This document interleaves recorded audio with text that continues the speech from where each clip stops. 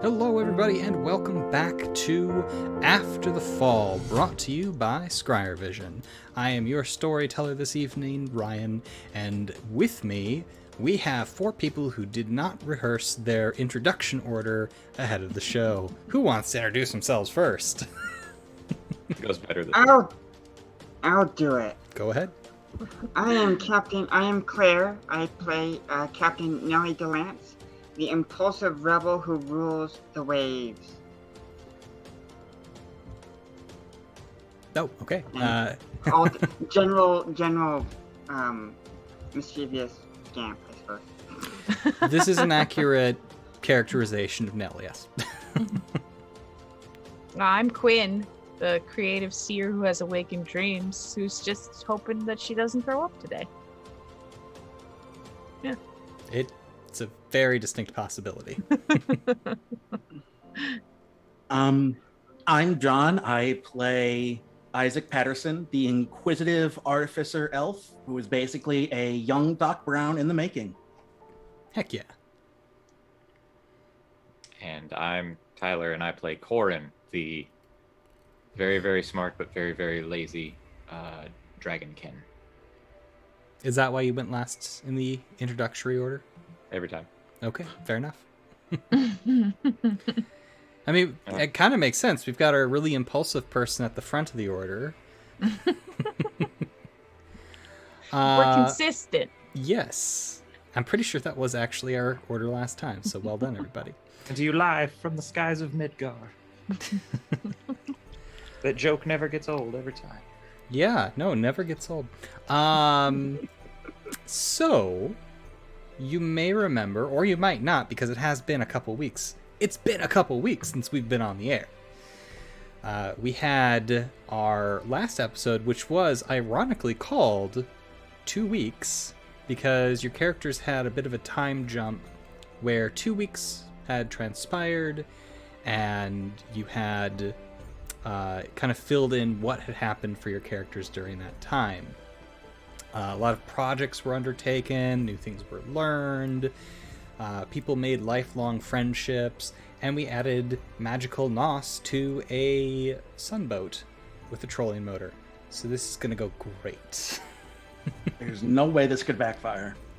Oh, challenge accepted.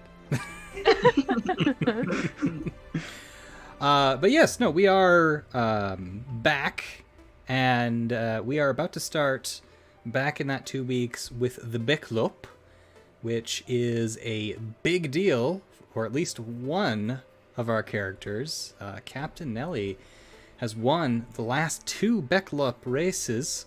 The Bekklopp is a race down a very treacherous creek in the middle of the woods that lets out into Caldera Lake. The race ends at the Paul Bunyan Water Park, situated right on Lake Caldera. So, you know, rather convenient. You also all are no longer grounded, so congratulations. You are actually given a little bit of your freedom back. And to that end, I'm imagining that this group probably all sleeps over at either Nell or Quinn's house the night before one of these races to just kind of go over the plans and decide things and make sure that the boat doesn't get tampered with, because that does happen. So, players, does that sound like a good place for us to pick up? Sounds groovy. I would say so. So is it Nell's house, Quinn's house, or do you say you're going there and then sneak out and sleep at the boathouse? It's a good question. It is Whose house is closest to the boat? Nellie's. Stay there. Yeah. Oh, no. But that means you got to deal with Nell's dad. Fine. I like Roger. Most people do. Yeah. It's really just Nellie who doesn't. really Just the one person. The guy's teenage daughter doesn't get along with him. Go figure. This has never happened before in the history of ever. So... All right, so we will open the Friday night before the race. You've all gathered at Nell's house. There was even a very nice vegetarian dinner made for everybody by Nell's father, Roger. But you've essentially been given a pretty good deal of privacy. Earlier in the night, you went and you double-checked that the boat was safe. It was locked up. Nobody could get in. And you also know that the next night after the race, there's going to be a party at the water park. So sort of following the race, the victors will be celebrated. There's even rumors that they got a band from Duluth to come play at the party. So it's going to be a big deal. Nice. What's the name of the band? It's an excellent question. What is, what is Quinn's favorite local contemporary musical group in the apocalypse? Aaron, did we lose you? No, sorry. I had a notification going off on my phone and I didn't want it to make a sound, so I was rushing to stop that so it didn't interrupt. But then I interrupted with my brain not being there. Apologies. That's okay. What's the name of a band? A name of a band? A post-apocalyptic band? Yes. What style of music? I don't know. John, what style of music do they play? They play folk ska. Folk ska. Folk ska. Okay, it's a folk ska band. It's acoustic ska band. No one wants me to want to go to this party. With folk influences. They So do it sounds a lot of like covers. it sounds like if Stan Rogers was backed up by the Mighty Mighty Boss Tones. I'm in. Sold. I'm stealing this name from someone else that recently told me this name, not of a band for something else, but Lumber Snacks. Ooh. The Lumber Snacks. The Lumber Snacks are going to be playing, you guys. Oh my gosh.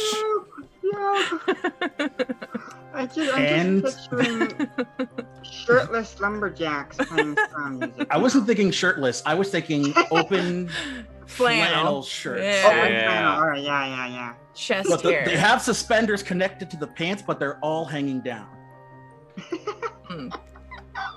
It's good. Oh my. Yeah, it's not overt. It's, Very subtle. Very tasteful. Yeah. Very tasteful. Yes, so the Lumber Snacks will be playing there, which I believe is Quinn's favorite musical group. Yeah. Because it has snacks in the Credit word. to Carl for the name. I'm sorry, Carl. I stole your name. Is Carl going to be upset that you stole the name? I don't know. I don't know if Carl- Carl will the be lead singer upset. of the band. Yes, Carl maybe is that'll the make leader them of the happy. band. lead singer of the Lumber Snacks is Carl. Yeah. I'll let him know. I'll let them know. I'm more curious because you said it's not a band name. I'm more curious Yes, why that that is. name came up, but that's possibly for another time that's not on stream. So, having gathered at Nellie's house, you've got the survival bag that you have to put together. Is there anything special that you're going to put in it?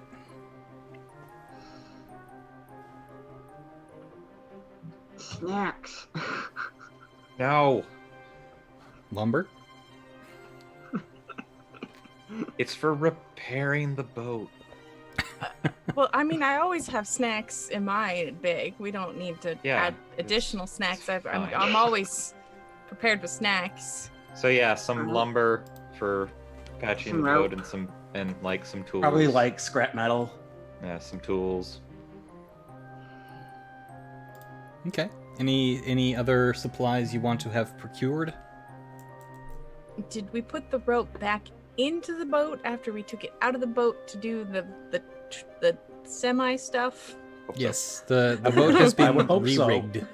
Okay.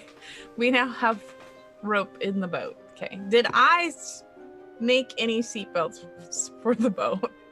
I think I had talked about possibly making seatbelts. Are there But then seats in the boat?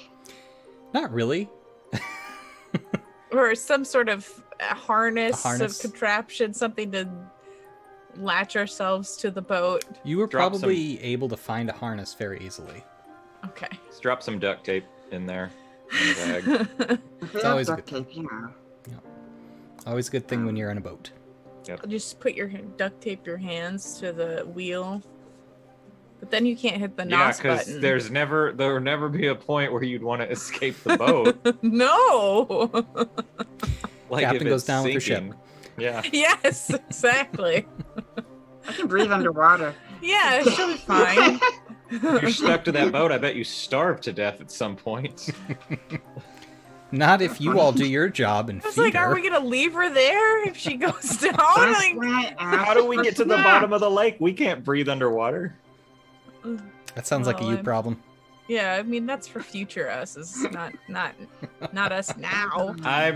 That's a good point. I'm gonna eliminate that us problem by saying no one duct taped themselves to the boat.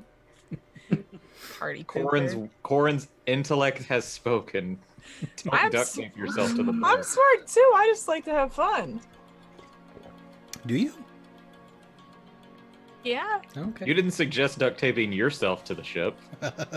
that's true. Could Well, I you were procure able to a find a net? harness. A net? Could I procure a net? Oh yeah, absolutely. Nets are a pretty common item in this area, but they are usually handmade, so they can be a little bit more expensive. It really depends what kind of net you want. If you want like an old world fishing net, like one of the ones that's on the stem and the hoop, you can get that no problem. But if you want like Well, something no- that you would actually throw, that's going to be a little bit more expensive. I'm I mean, I could- mostly looking for something that would function as to interfere with the blades of someone else's boat. Ah, Tangle up in that. So okay. I mean, it doesn't that even is- need to really be a functional I net. feel it like just I needs to could be probably- net enough. Make something out of like all the materials that I make my clothes out of. I could probably weave something for her. Quinn knits a net. Yeah, I could Could knit toss, a a net. could toss a person at the propeller. So I guess Corin's volunteering to be on the boat then. Net.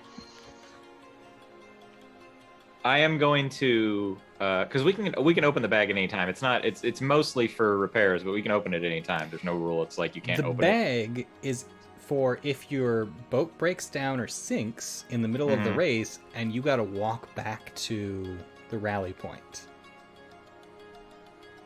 That's what So the the- bag is for. So the bag is at the rally point, or it's on the boat. It's on the boat. So like You what can I'm have saying other is like, stuff at the rally point for yeah. supplies I'm just to fix saying, stuff. while on the boat, like we can open the bag at any time. It's just primarily for if we need to repair something. Yes. Okay, I'm gonna drop one smoke bomb and one flash bomb in the waterproof bag. That sounds like an excellent idea. I can see 'Cause there's no nothing way in the- this goes wrong. There's nothing in the rule book that says It's true. There is Well, nothing in the rule that says you cannot use grenades. if it's a sealed bag. If a flash or smoke bomb goes off in there, then it's just a waste of a flash or a smoke bomb. And you which can aren't- have whatever other supplies you want on the boat itself. yes. But You usually possibly people keep it light. use a bag, set off the smoke bomb in the bag, and then unleash it. Yeah. Just I make like mean, a, it's a, not a- gonna- a smoke screen for the people behind you, like I would just like throw a- the smoke bomb at them. or that would probably be better. Actually, yeah. I'll keep the smoke and flash bomb on me so I can just get to them easier. Because knowing me, if something Yeah. happens, I'll be like, why won't the bag open? Well, the bag I think is more for if the boat has sunk. Yes. Yeah, that's what the bag is for. It's a survival That's kit. right. This is right, bag snacks. when things go bad. Duct tape yourself to the bag. Yes.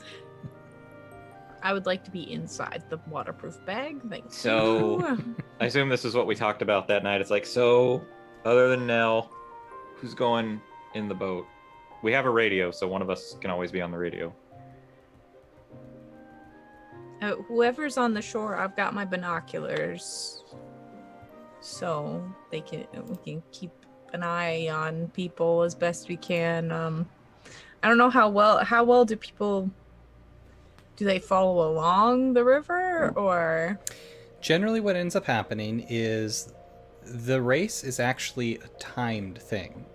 So people are let go from the launch in 1 minute increments, with the person kind of in reverse order from how they finished the previous year, with rookies getting to go first since it's their first time ever going through it. Then other people generally are positioned at the rest stop, where you can get a 30-minute break off the river, repair the boat if you need to, and then get back on. But you have to stay the full 30 minutes.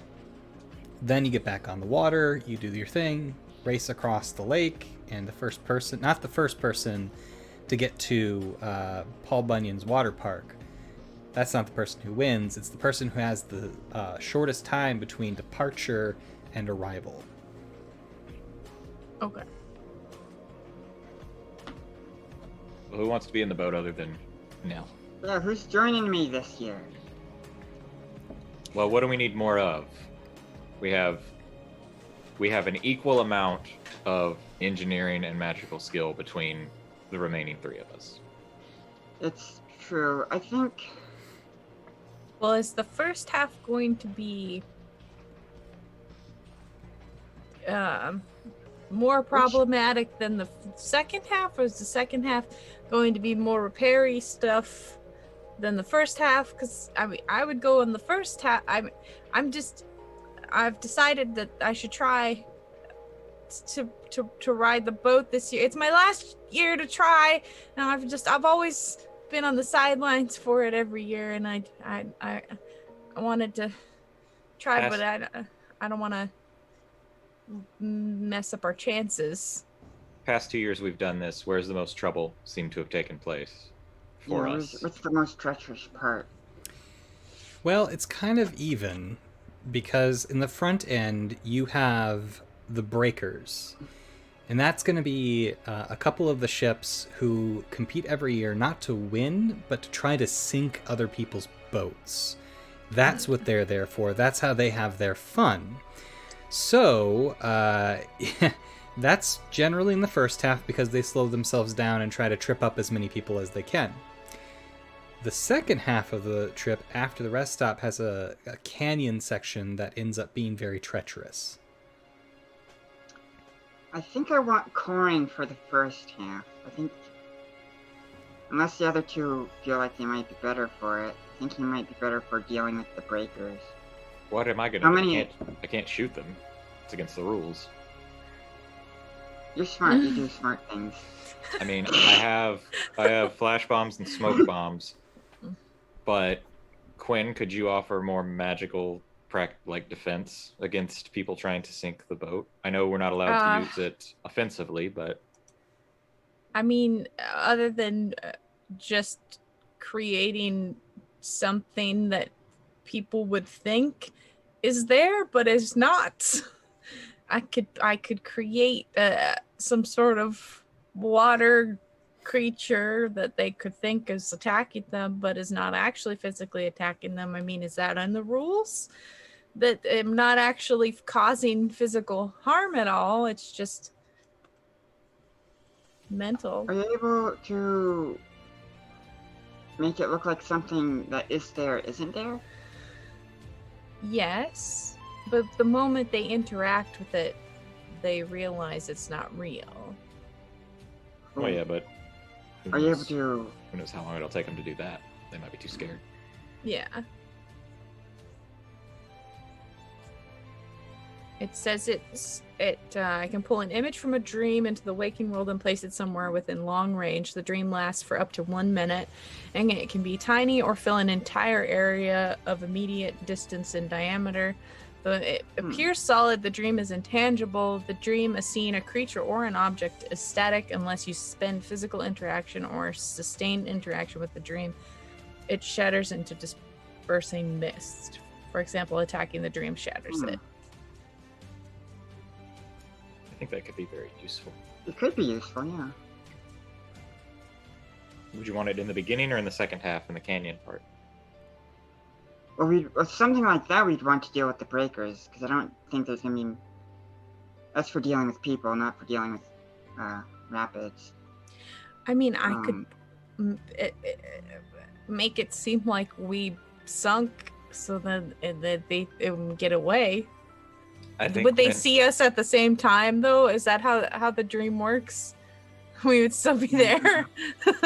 Which is why, and I pull out one of my flash bombs and one of my smoke bombs. I go, which is why you should utilize these, and I hand them to Quinn. I go, you should utilize those with your illusions. She's just like holding them in front. They of look her. very different. The smoke bomb's looks like a ping pong ball, and the flash bomb is a little bit more elongated. And I go, you've seen me use these.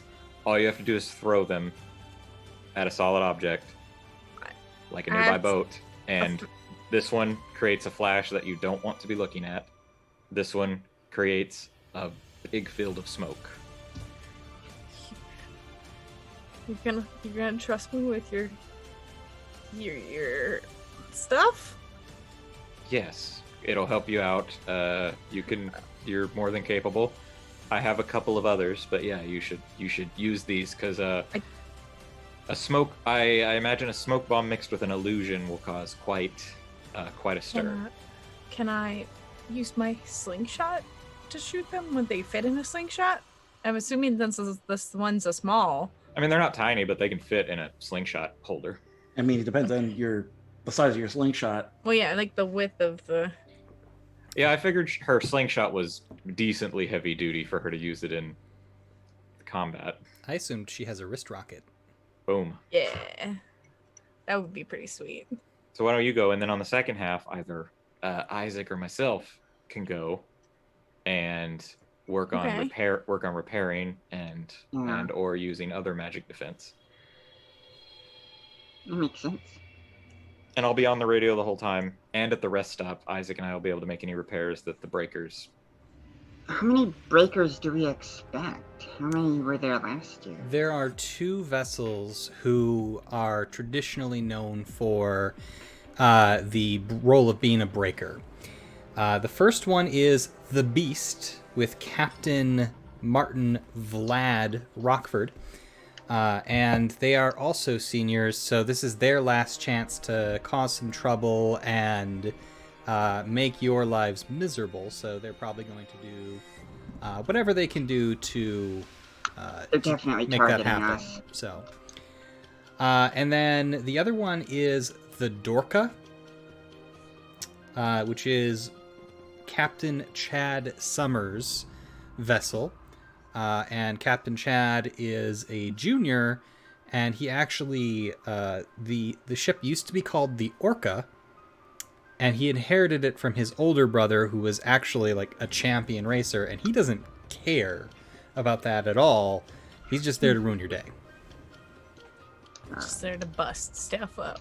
I don't That think being anybody's said, gonna lose any sleep over running their days. Wait, now here's an idea. Can you overlap the dream on top of some other object? Yeah. Yes. What are you exactly asking? You could make the Dorca look like us. Well, I can't change. I don't think I can change an object's shape. Can I? Well, we put the illusion over top it, though. Yeah, Oh. you're not changing their You know, shape, over you're top creating an around it. illusion over top of it. Maybe? I don't know. I've never tried. You got a few different options. And you got a smoke and a flash bomb to hide yourself for a few moments to do them. there are 2 boats that you don't really know much about. There's a newcomer, a couple of freshmen who are piloting a boat they have called the Algorithm. Marius Stoneridge is the captain of that one. And then Titania's Grace last year went by a different name. What was the name of it last year? I forgot already. Let's see. I wrote it down. Where'd I write it? The Buckleberry Ferry. It was named the Buckleberry Ferry last year. Oh, come on. They got sunk for their second year in a row, and some reason they've changed it to the Titania's Grace this year, and you're not entirely sure what their goal really is. Fear of copyright. It's the apocalypse. There's not a lot of lawyers. Tolkien has to be a god. In this, like, he has to be thought of as like a god in this. But yeah, there's a cult. There's a cult. Come on, Terry Pratchett has a cult. Like Tolkien has to have a cult. It's Terry Pratchett. What do I know about Marius Stoneridge? Freshman. You don't know anything about him. Nothing else? Nope. This will be his first race. Parents aren't military or anything? Nope, they're from Fairbank, so they've grown up on the water their entire life. The name of the boat makes me a little worried. Which one is that? The algorithm. So it sounds like, Oh. I don't know, it just sounds like, I don't know, they might have something. Or they're just nerds. Your other competition is, let's see, we've talked about the Beast, Titania's Grace, the Dorka, the Algorithm. There's also the Revenge, which is another group of seniors and is your primary competition. You beat them by 16 seconds last year. There was a moment after the race where nobody was sure who had actually won. They actually had to check the watches and everything. The Maple Leaf. What's that? I said that. I want to recount. But you won. No, that's what they were yelling. Oh, they did, definitely. The Maple Leaf is piloted by a pair of elves from Canada, a couple of the refugees who are in town. And then the last boat is the Lefsa Express, piloted by the Johnson brothers.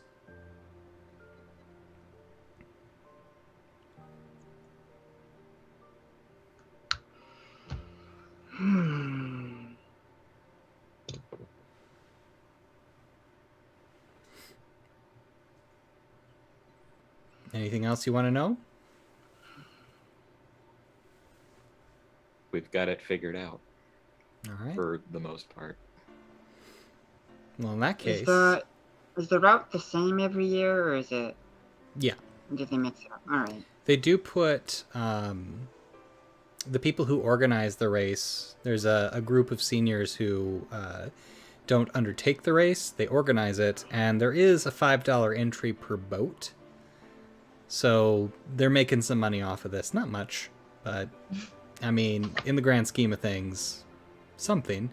And there's also a lot of betting that goes on. So they run the betting for it too. That's where they really make the money. They organize it, and they hang essentially these strange magical lanterns that they've figured out how to make that have a green light. Whenever there's a fork, you go whichever way the lantern is. I have a very important question. Yes. It's been a while. My dad give me my gun back? Oh yeah, absolutely. Okay. I was worried about that the whole time. So I wasn't sure if he was going to give it back or not. Okay. I mean, he might not have. He might not have, but he did. Thank goodness. Yep. I'm gonna go check on the boat one more time. Anybody going with her? Just checked on it like an hour ago.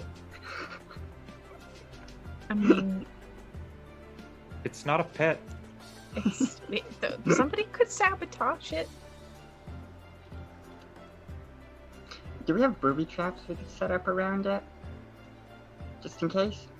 You have two That- engineering that would students. You be have booby those traps. guys. Not me. We are booby traps. Alright, fine. So you're not going to check it? Why don't we just go sleep there? Alright, let's do that. I had a feeling you weren't going to object. How are we going to keep your father from knowing that we snuck out in the middle of the I've already climbed out the window. Okay, I'm just gonna try and fluff up some pillows underneath the blankets to make it look like our bodies are there. Well, let's All make under this one the blanket, Quinn. Oh, sorry. She starts putting in more under the other blankets. Well, let's find out Alright. how convincing a deception this is. We're gonna have you do a mental test. The difficulty is only gonna be 2. Okay. So you gotta roll a 6 or better. First roll of the And night. I'm rolling. How many am I? What am I? It's You been so roll a long since D20. I've rolled anything.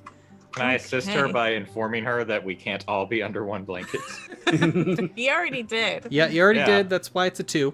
Okay. It's I mean, two. as long as that did something for it. Or did. And this is. Here we go. First roll of the night. It was a 10. Good enough. It's a passing facsimile of the 4 of you underneath blankets and sleeping. Nailed it. Lights are off. It's dark. So you head outside. The cold, not cold, but cool night air feels kind of nice as you head across the yard and down by the lake where the boathouse is situated. It's not a lot of room inside, but I'm guessing you've probably slept here before. You probably have some hammocks or something that you're able to sort of just drape over. And I'm going to have one of you roll me a d20. Let's make it John. Roll me a d20. Here's the D20. 17. 17. Okay, yeah, no. Are you setting any sort of watch or anything over the course of the night? Probably should. I would assume so, Definitely. knowing us. If we came out here to check on it, we should keep watch. Yep. We can take I it. mean, We can take it in shifts. obviously, I think Nell should get the most sleep since she's driving the boat. Nell Okay, can I was take- gonna take- Nell can take first watch. That way she gets to. That way she doesn't have to get woke up in the middle of the night. Yeah. She can just sleep through from when she starts. This is Makes sense. acceptable. All right. Who's I'll taking? take first. I'll do first. All right. Sit up in a nice spot.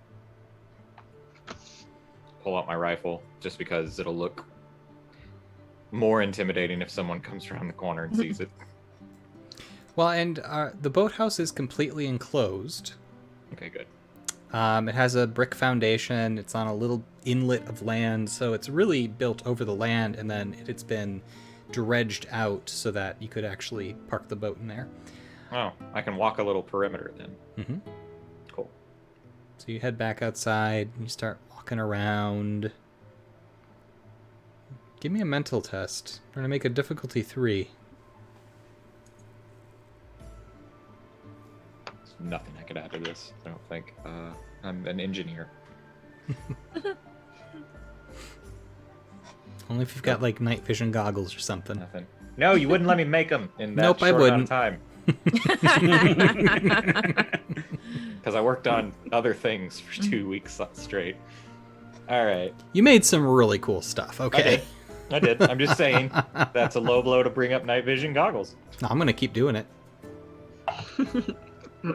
That's a 19. Okay. That definitely is good. And I'm going to... Okay.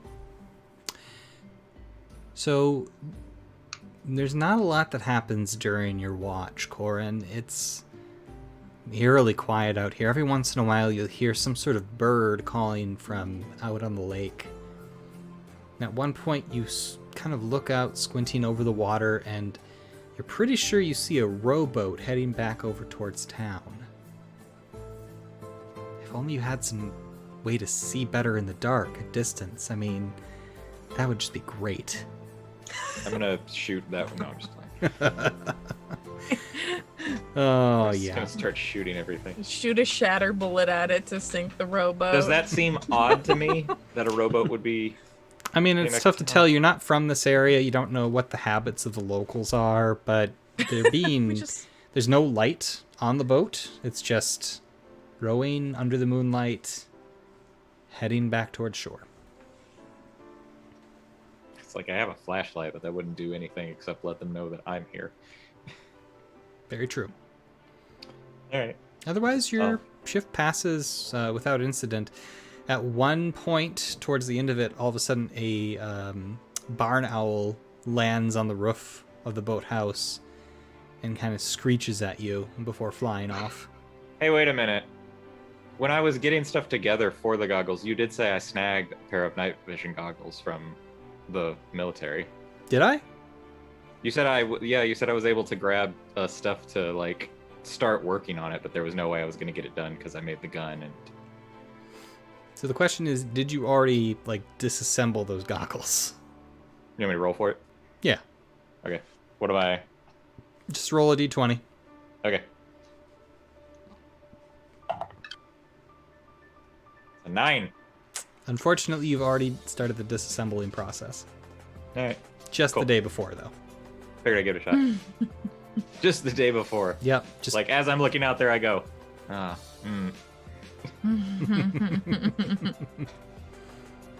soon. Who's on? Actually, they're not even for me. I'm making them for someone else. Yeah. Who's on next watch? I'll go wake up Quinn. All right, Quinn. How does Corn wake up Quinn? Find like just a stick or a rod in the boathouse, and I just like poke her. There's an ice fishing pole. Yeah, just like first like in the side where I'm pretty sure she's ticklish. Is Quinn ticklish? Just it hurts because it's like sensitive from her wound. I would know where that is. I'm not gonna poke you there. Not a monster. Well, you poked my side. I don't sleep on that side anymore. Oh, I well, sleep on only in the other side. I just poke her in the back. Just like, ow. Is it my turn? Yep. I poke Okay. her a couple more times. Well, I'm awake. I responded. Keep an eye out. I saw a rowboat coming off the lake and heading back to town. I don't know what that's about. Where? Like I just point Just out onto that- the lake. Oh, okay. I'll keep an eye. All right. Crawl in a hammock. So you She'll fall take asleep? the pole as her Okay. protection. You have the fishing As she goes pole. to take it, she says that. She's like, for my protection. Corn's just like, you know magic. I have to keep a gun. Mm. All right, fine. I hand her the pole. She pokes him quick and then runs off. Ah! I deserve that. So Quinn, do you go outside and watch, or do you stay inside the boathouse? She'll just stay like right by the door of the boathouse, Okay. but she'll keep the door shut. Roll me. We're gonna make it a mental test. It's gonna be difficulty Okay. 4, Okay. which is gonna be a 12 or better, unless you've got something to lower it, like a pair of night vision goggles. Soon. Let's see. They will do more than night vision. Oh, I It's gonna- forgot I do have hedge magic that also allows me to change the appearance of objects or mend a broken object. I can mend with that. I just read that, but I don't think I do. I really honestly don't think I have anything else. Okay. That, So it'll be a 12 or better then on the d20.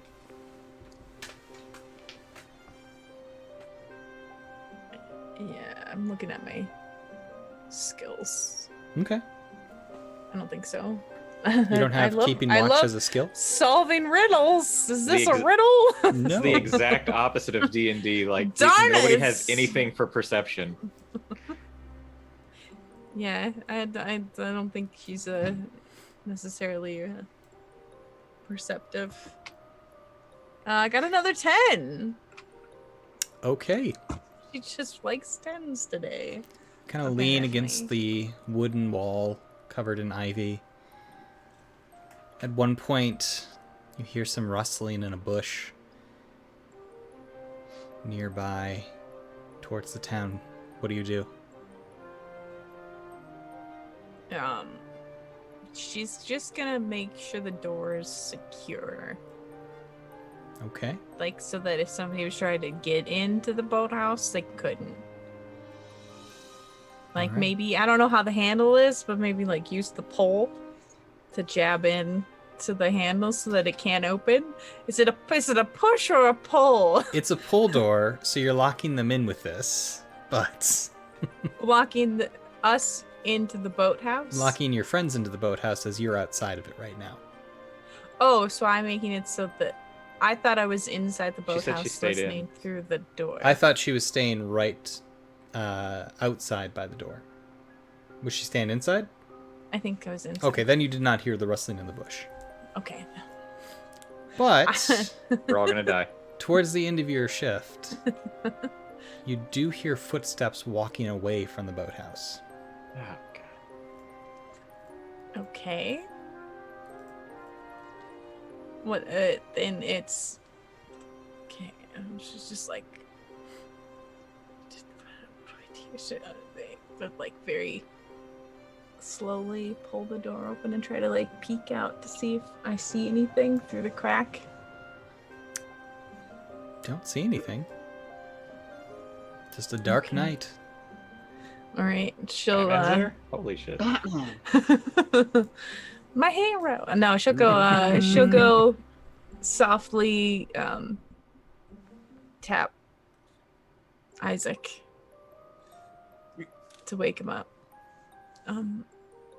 Isaac, it's your turn. Alright. Not to like alarm you or anything. I think I heard footsteps. But I think they were leaving, so that's good, right? The most alarming thing you could tell somebody on watch. I heard somebody, but I didn't go outside. I just stayed at the door in case somebody tried to get in. But nobody tried to get in. They just walked near here. I heard the feet, but I think they left. I don't know. You could look. I could stay up and help you if you're. No. Want- If you're helping Nell tomorrow, then you need some sleep too. Okay. I mean, just don't be afraid to wake us up if you hear anything else. Also, there was a boat on the water that I didn't personally see. Corin saw on his watch. So that could have been the person from the boat, but it could totally be another set of feet from somebody else. I cannot confirm where the feet are from. All right. And as she's saying that, Isaac prepares his spring-loaded quarterstaff, or I guess pole, I guess pike. Like, Then, so Gwen will like pull a blanket over herself and be like, okay. Then you curl up in your hammock again. Isaac, you staying inside or you going outside? I probably like stay right at the outside of the door, Okay. like have the door closed behind me and then stand like right by it. So as you go to push open the door, there's a slight bit of resistance to it at first that gives, and suddenly there's a loud popping sound and something showers over the top of you. Everybody's awake from this. my guns at the Isaac, are you okay? guns at the ready. What's happening? As the three of you look towards the door, Isaac is covered from head to about his midsection in glitter. Glitter. You fabulous. Why are you covered in glitter? Nellie just starts laughing. Is Well, at least it's just me. Go back to sleep. But No, what Wait. happened? wait. There's where no go did- back to sleep. What happened? I was heading out for my watch, and apparently, whoever's been out there set up a little prank. I take a look at the door and see. Getting out of your Sure. hammock, going over there, you see that indeed somebody rigged a small, almost kind of firework device that would make a loud popping sound, and then essentially a bucket of glitter above the door that just dumped all over the first person to go out. So, yeah, it was Isaac. Does this prank ring any bells? Looking a little closer, you see that somebody has also painted something on the door. What? It is a skull and crossbones in pink paint. Now, you know this to be the sign of Chrissy Brown from The Revenge. Your main rival. Chrissy Brown. Also fancies herself something of a pirate.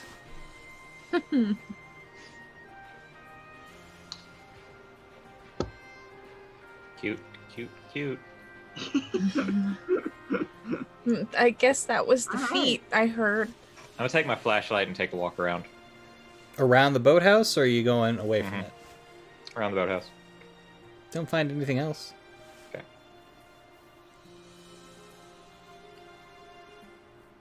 Well, if I used a point right now, would I get it back because I go to sleep? Or is that how it works?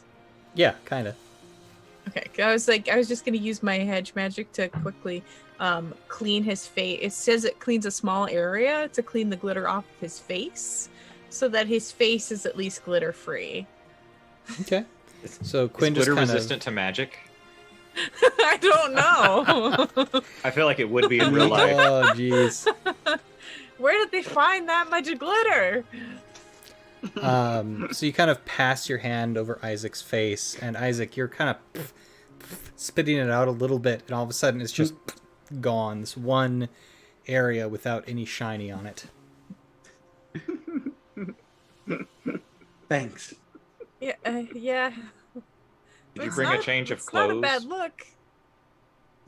I'll just be sparkly for today. It's fine. What time of night is it? It's about now 3 a.m. that we're- You will probably want to get on the water about 6 a.m. Probably just jump in the lake. But then you get glitter in the lake, and that's not a great idea. I'm just thinking, is it worth it to try and prank them? No. No. The answer's no. You have 3 hours before the boat race starts. Go back to sleep, Captain. But you don't even have anything for pranking. We're gonna prank them the best we've ever done. We're gonna beat their ass. Is that really a prank? It's the best form of revenge. Well, how much time is in between each departure from the start? 1 minute. Right, so we just need to finish before then, and that'll be fine. That'll be good enough. I don't mean in less time, I mean get to the end before they do. Also, if you happen to unaggressively not breaking the rules, sink their ship. It's fine. Alright. So Isaac still has his watch ahead as everybody else kind of settles back into their hammocks. Isaac, you're still gonna be outside? Yeah. Alright. So as you Glitter in are... the moonlight. Yeah, you kind of do sparkle a little bit in the moonlight. And this isn't a night race. Yeah. Yeah, no, it's you're keeping watch, but you're definitely noticeable. Go ahead and give me a mental test. We're going to make this a difficulty 4. Okay. And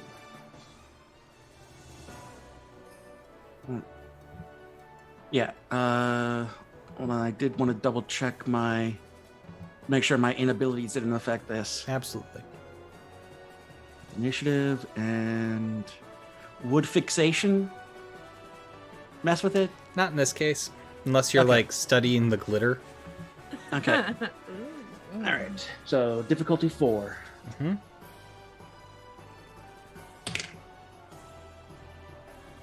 12. Exactly what you needed. Yep. About an hour passes, Isaac, when you hear whispers coming from a nearby bush.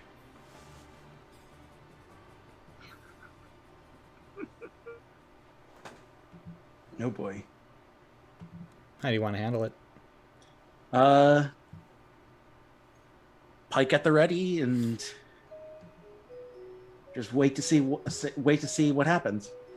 So you take out your about yay long rod, hit the release, it extends out into a 10-foot long pike that you level towards the bush, waiting. And as you do, something falls out of the bush and begins to scurry away. A small form with a shock of kind of updone, bright pink hair. Kill it. No, don't do that. No, I probably just let it scurry off. Okay.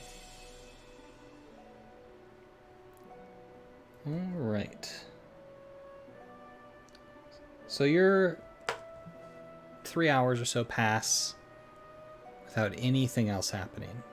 You eventually recollapse your pike, wake everybody else up. You're able to get the stuff you need onto the boat and launch it onto the lake in the early morning. The pre-dawn gloam is just enough light to see the steam rising off the water and start to hear the calls of birds and loons as you make your way along the edge of the lake and eventually into the creek system that will lead you to the launch. It's a little crowded with all 4 of you on, but you're able to make it work. Yes, Claire. I just want to stash my cutlass inside the survival bag. Okay. I will not need it during the race, but if we get stranded, I might need it. So Lynn puts her bag inside the bag that she has full of snacks in the bag, so that the snacks stay dry. It is a waterproof bag, yes. Yes, it's important to keep the snacks dry. I also put on one of my patches, so I don't throw up. Smart. All right, so you are... I forgot you got those, yeah. Yeah. Your group heads along the water. Eventually you spot another boat that you recognize as the Lefse Express. A couple of boys from Fairbank who grew up with a Norwegian family and thought this would be a very clever name. They kind of wave to you as you are making your way through the same marshy area that they are. Do you want to approach them? They're the only 2 in the boat, right? Isaac and I had to go to the... No, you're all in the boat. We were all Oh, rules, only 2 can be in the boat for the competition. Right, and then Okay. there's going to be a carriage that will take you to the rest stop. It's fancy. It's a wagon with some hay in it. I said what I said. Fair enough. Please tell me when we see Chrissy. I think Nellie would like to shout some just some playful banter at them. But Like what? Some reference to something that occurred in the previous race. Well, they did not finish the previous race because the beast sunk them just before they got to Lake Caldera. Are you wearing your mask at this point? Yes, I'm wearing the mask. Just to have the intimidation all the time going. Yes. So from their point of view, they're making their way with oars. They're not running their engine. Are you running your engine?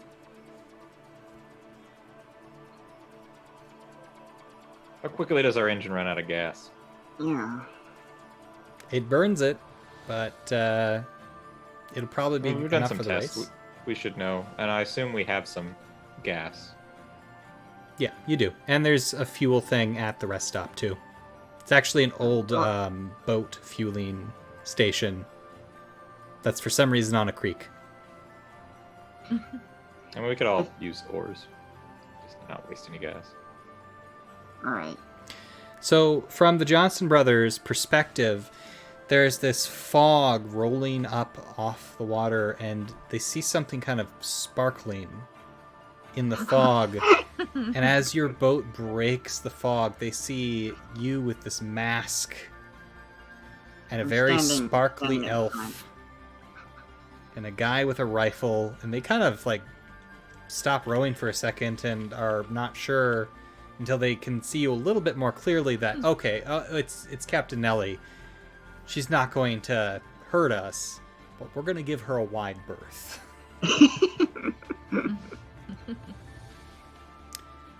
You make your way on.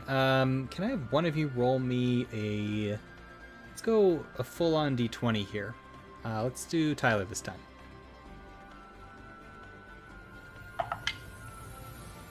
Another 19. All right. The next boat you see you do not recognize. It is your first time seeing these, what look like children, piloting this vessel with a small trolling motor. It's a very wide but very flat-bottomed boat. As you get closer, you notice it's this neon green color and realize that it's an old paddle boat that's been converted into something to actually compete in this. So, plastic-bodied, 2 seats, no sails, just one motor, and if that doesn't work, they've got the little pedals to make the paddles go. The algorithm, I presume.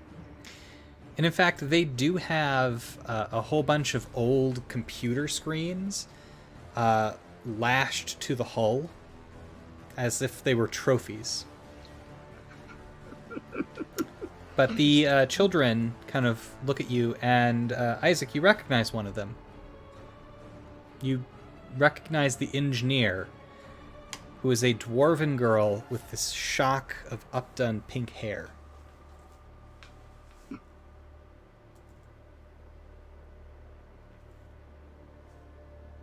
If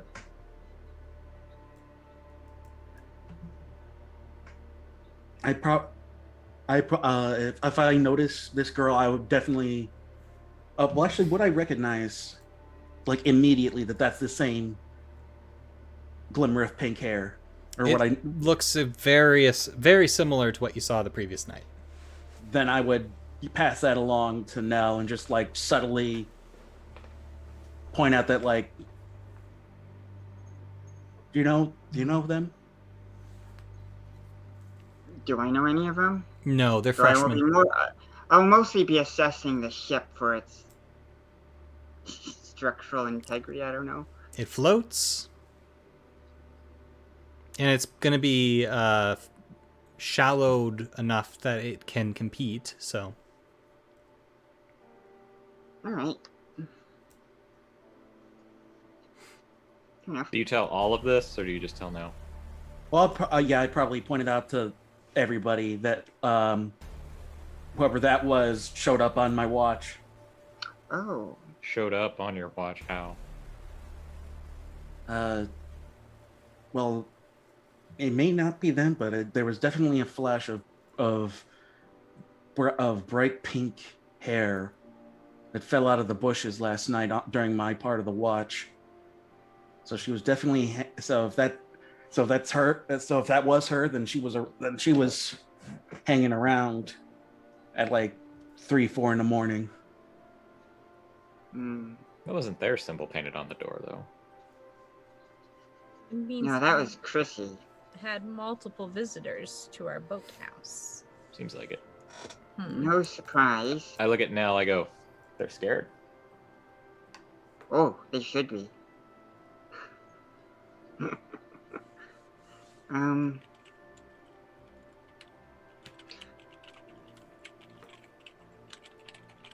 So, I don't think Nell's probably gonna engage with anyone, but I think she might start just singing sea shanties just to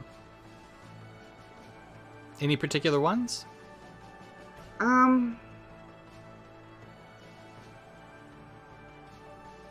Nothing. I've got the couple that I wrote, but I'm not sure where they're hiding at the moment. But Okay. So, you sing some sea shanties. Does the rest of the group join in? No. I probably like hum along, not really knowing a tune or anything like that. Yeah, Quinn will try to harmonize. I keep my eyes on the algorithm. They're moving a little slower along the water than you are, but they're keeping a very careful eye as you pass.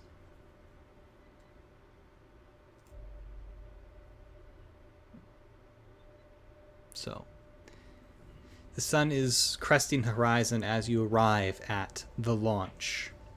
This very small dam cuts this marshy area off from the rest of the creek. And they've been able to rig the spillway to be able to be opened to launch one boat at a time. There's a dock that people seem to be kind of gravitating towards, anchoring their boats and either swimming over to it or letting people off and then moving the boat back out away from shore.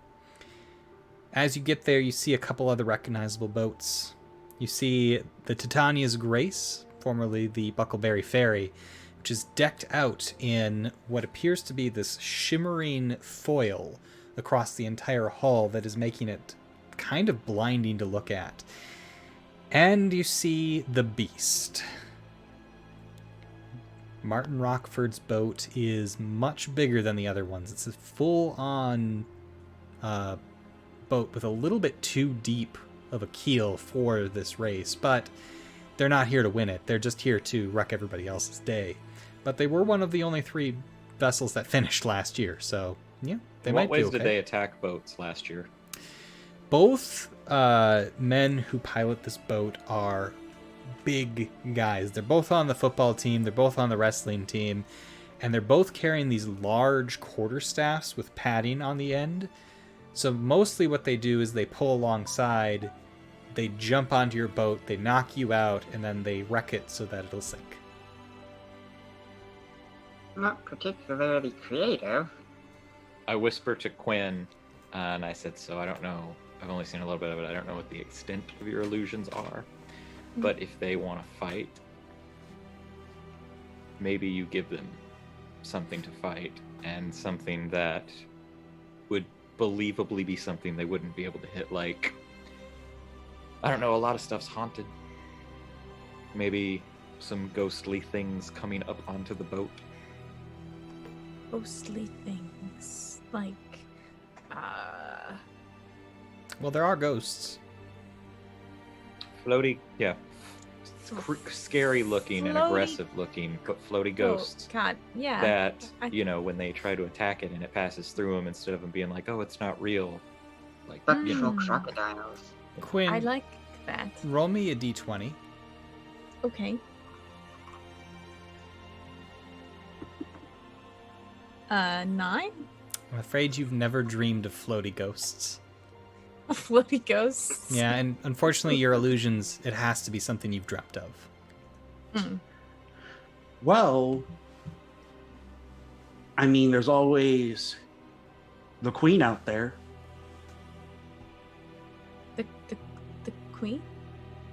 You know, The snake. Oh. Like I've dreamt about the big snake? That you've definitely there's- had a couple dreams about. Why don't mean- a bunch of... Because if there's a bunch of snakes and they're hitting it and it doesn't look like anything's happening, they could just still panic because it's like, well, of course, it's a bunch of snakes. Mm. So maybe if they start to get a little close, maybe a bunch of snakes start to overtake their ship. Also, there's. I mean, the dream I had from the tentacle thing. Either I way. mean, tentacles are things that would happen in water, possibly. There's options. That could work, because you could just be a bunch of tentacles. Mhm. Works the same way as snakes, really. Mhm. So, that in mind when they want to fight. Yeah, you should have implanted that idea in my brain before I slept. I Next don't time. want you to have bad dreams. Well, if you want me to be Also, able to when use you them. dream of stuff, we sometimes have to go investigate it, so you'll forgive me if I'm not wanting to give you nightmares that we then have to go mess with. Well, we know where it comes from at least. It's when we don't know where they come from that we have to investigate. I think the tentacle thing will be pretty interesting. And luckily, everybody else you could probably get away with if you have to cast an illusion, just like using the smoke and flash bombs and making a copy or something, or turning another ship to look like us.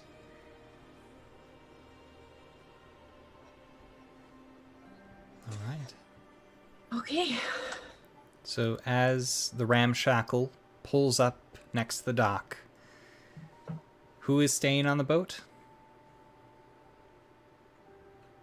It would be myself and Quinn. All right, so you two stay on the boat as Corin and Isaac climb up onto the wood. We see Chrissy anywhere. I'll make sure that Corin has my binoculars. Thank you.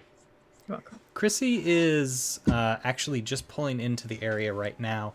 The Revenge is also a little bit larger of a boat than yours. It's a full 14-foot long fiberglass canoe that has been outfitted with a couple of ballast tanks, almost in a catamaran style, on either side, and 2 motors on the back, both heavily modified.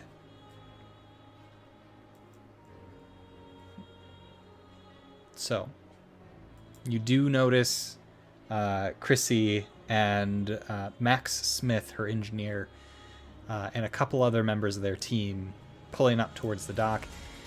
Isaac and Corin, as you get onto the dock, there is a kind of shaggy-looking, greasy-looking young human man who's like, "All right, what's your boat?" Ramshackle. Ramshackle, Nellie DeLance, right? Correct. All right. Hey, between you and me, is Nellie gonna win? Of course. All right, you sound real convinced of that. I'm gonna put all my money on her now. That'll be $5 to enter. I pay him the $5. Puts it into a little locked box. And I lean in and I go, if I really wanted your money, wouldn't I not want to sound convincing? And then I just kind of smile and walk away. As you're walking away, he's kind of like, huh? Like he doesn't quite get it. It's fine. Not really meant to. There's a number of other STEM students hanging around this place, and you see 2 carts. One loaded up with some more comfortable seats. That one you know is going to head right to the water park. And people are already starting to load onto that because they were just here to kind of get a look at everything and then place some bets, and then they're going to go wait for everybody at the finish line. Your carriage is slightly less impressive. It's wooden wheels. It's like a very, very old farm cart. No cover on it. Just a bunch of hay bales in the back. One of the other STEM students approaches you. Hey, Corin, Isaac. You guys here with the Ramshackle again? It's Billy. Yep, hoping to do well this time again. You guys always come up with some weird things to make it really cool. Hey, any cool stuff you could tell me about? Any cool stuff? Yes. Any cool stuff I can tell you about? Oh, come on. They're already on the water. It's not like I could tell them to watch out for something. And, I kind of look at him and I hold up a radio and I go, "You couldn't?" I don't have a radio. He, like, pushes something deeper into his bag. So, how about it? A little trade secret? I'll tell you something about the Tatiana's grace if you want. You go first. Make a mental test. It's only difficulty 2. Hang on, what do I got here? I don't think anything. Are you trained in pleasant social interactions? No. Oh, well. Shocker. I think it's not I'm Quinn, lucky 'cause I don't have a detriment in it. 13. Okay. All right. So you see, he kind of points out at the Tatiana's grace. See how it's all reflective? Mm-hmm. So we rigged it with some extra lights that'll get real bright and blind anybody trying to attack them. So if the beast or the Dorka get close, they won't be able to get real close without, not being able to see. I look at Isaac and I was like, that's pretty good. Yeah, it's not that. Yeah, it's fascinating idea. Yeah, of course it is, you guys. Come on, I'm one of the smartest kids in STEM Club. I mean, not smart as you guys. I look at him and I was like, I wasn't joking when I said it.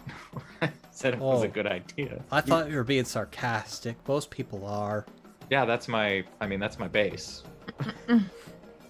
So, Fair. What about you? So big What improvements did you make on the ramshackle? I mean, it's really about the captain. The improvements we've made is it's faster, it's sturdier, and we got our secret weapon on there.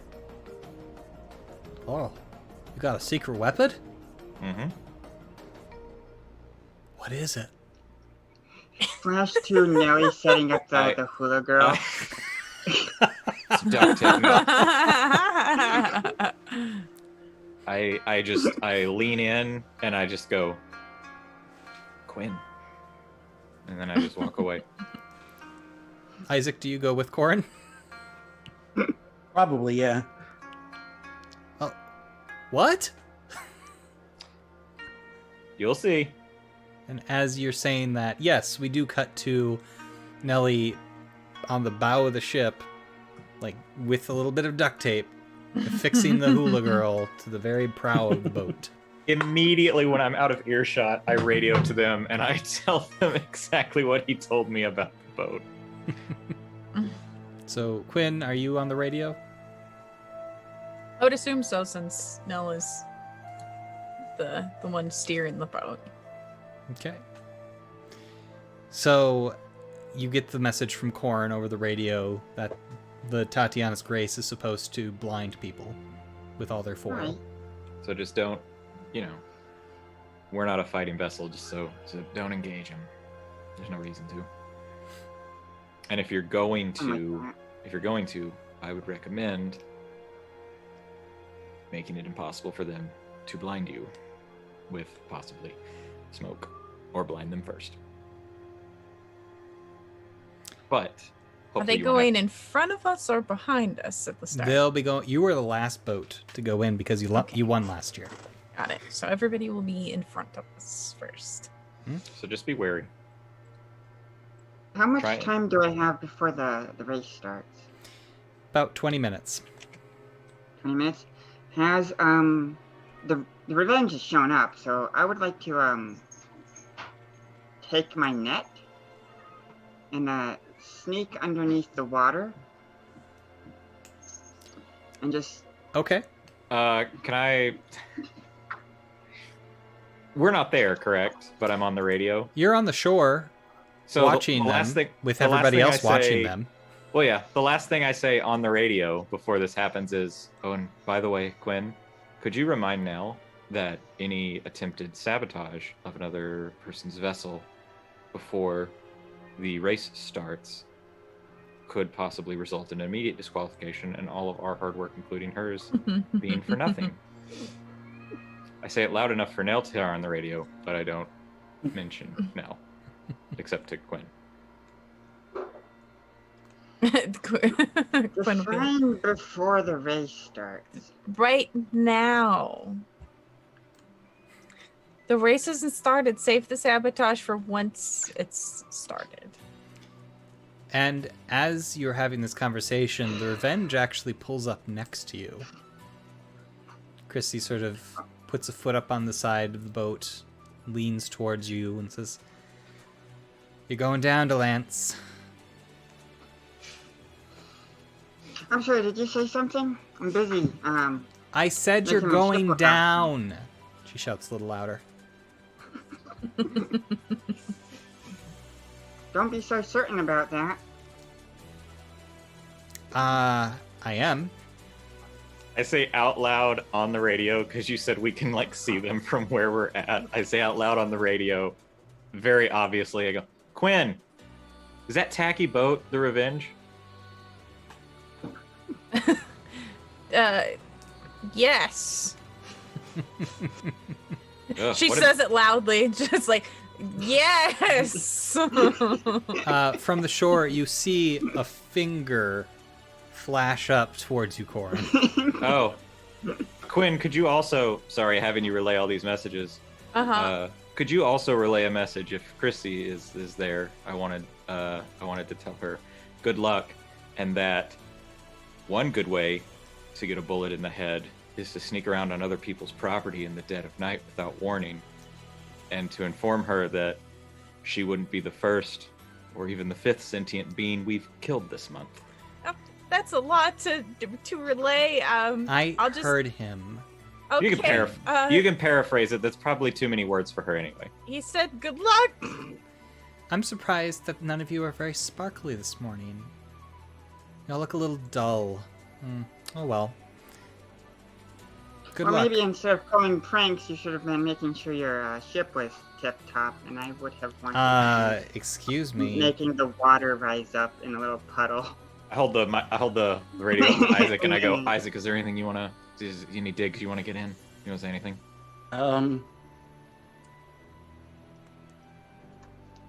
Isaac put on the spot is just like stone-faced. Your glitter bomb needs work. I hold I push the button so that they hear that, and then I just kind of go, What's he talking about, glitter bomb? Well, what are you talking about? I just undo the button and I go, careful, Isaac, you'll hurt her feelings. I think your artwork is lacking. I don't know what you're talking about. I did want to make it look like her boat was leaking with the fate water if possible. Yeah, she just kind of looks down on it, looks back at you. You tried that last year. Didn't work then. Not gonna work now. Come on, Max. Let's go. And she just kind of revs the motor once and drifts a little forward from your position. The last boat to arrive is the Dorca. And you see them kind of a little low in the water. And as they get closer, they don't even bother going up to the dock for very long. They just go, they pay, they get back out into the order. And as they do, you all notice, both from the shore and on the water, that they have a small catapult on the front of the boat and a whole bunch of these coffee cans, old coffee cans, taped up.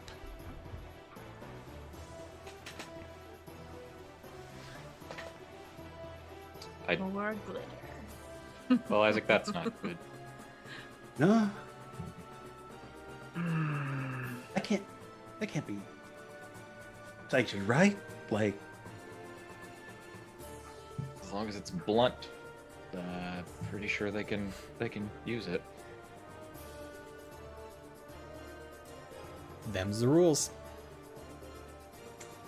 oh boy. And you do see some other more odd objects.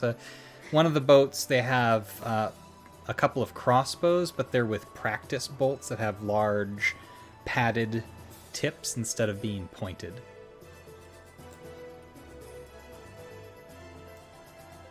Still hurts to get hit with them. But Yeah.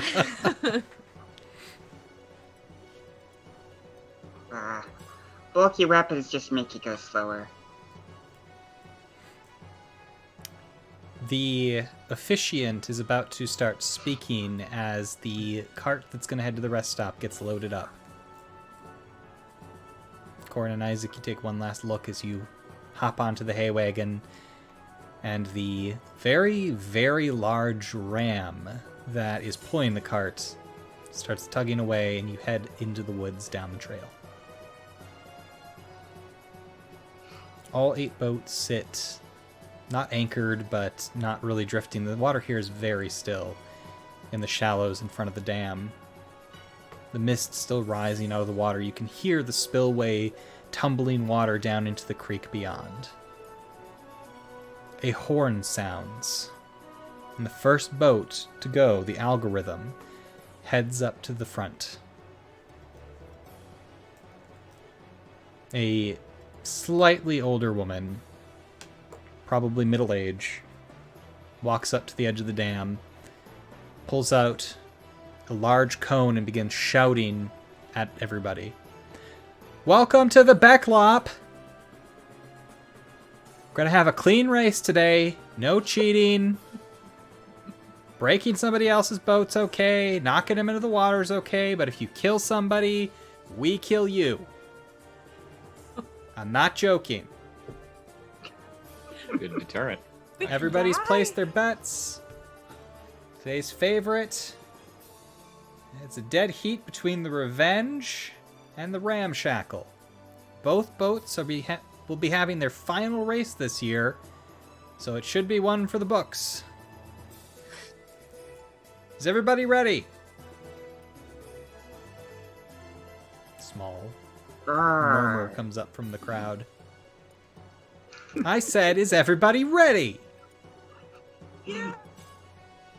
Roar. A little bit more enthusiastic. I look at comes up Isaac, from I was the like, crowd. we're not there. No, I'm just trying to make like a random back of the crowd, back of the boats, like. Thank you for the background noise. Go Ramshackle. Revenge sucks. Was that the Left's Express? Yep. Actually, David Johnson asked Chrissy Brown out a month ago, and she turned him down. So they might be on your side. Okay. We'll The use this to our advantage. horn sounds once more. The spillway opens, and the algorithm tilts forward and is propelled down a steep slope of water out of sight and into the creek. The next boat gets into the position, and a queue begins to form. Nell, Quinn, any last minute things you want to do before the race starts? I want strapping in. to be prepared with the net. Just throw that on Chrissy's The blades. Revenge? Yeah, the Revenge. On the Revenge, the blades for the Okay. propeller thingies, the engine. But I don't want her to notice me. That'll be I quite a don't know if feat. I would like to, if possible, let Quinn manage the boat while we haven't started yet, while I hide in the water just in front of us behind the Revenge, so that when they start, I can immediately put the net on their blades. Are Okay. we that close to each other, though, as boats? There's only about 10 feet between you. Okay. And I'm gonna hop into the water, so and be under the water and be just fine. Okay. Give me a speed test. This should be completely Difficulty unnoticeable. 6. Difficulty 6. As this is happening, I look at Isaac and I go, you don't think Nell try anything stupid, do you? Like before the race? I mean, It's How long have we happening known right her? at the start of the race. Oh, we both know the answer to this question, don't we? yeah. I am going to use some effort on that. Okay. So you spend a point of effort to bring it down to 5. Alrighty.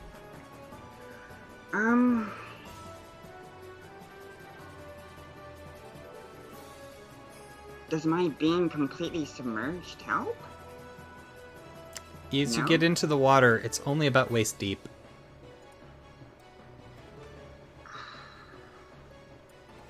Father. I didn't prepare a disguise. For being underwater? Never too late to give up. It's difficulty 5. What are you doing? I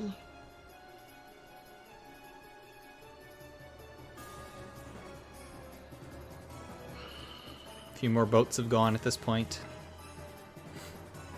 Basically just Alrighty. the Ramshackle, the Revenge, and the Beast. I'm doing it. I'm doing it on this All roll. right. Difficulty 5, 15 or better.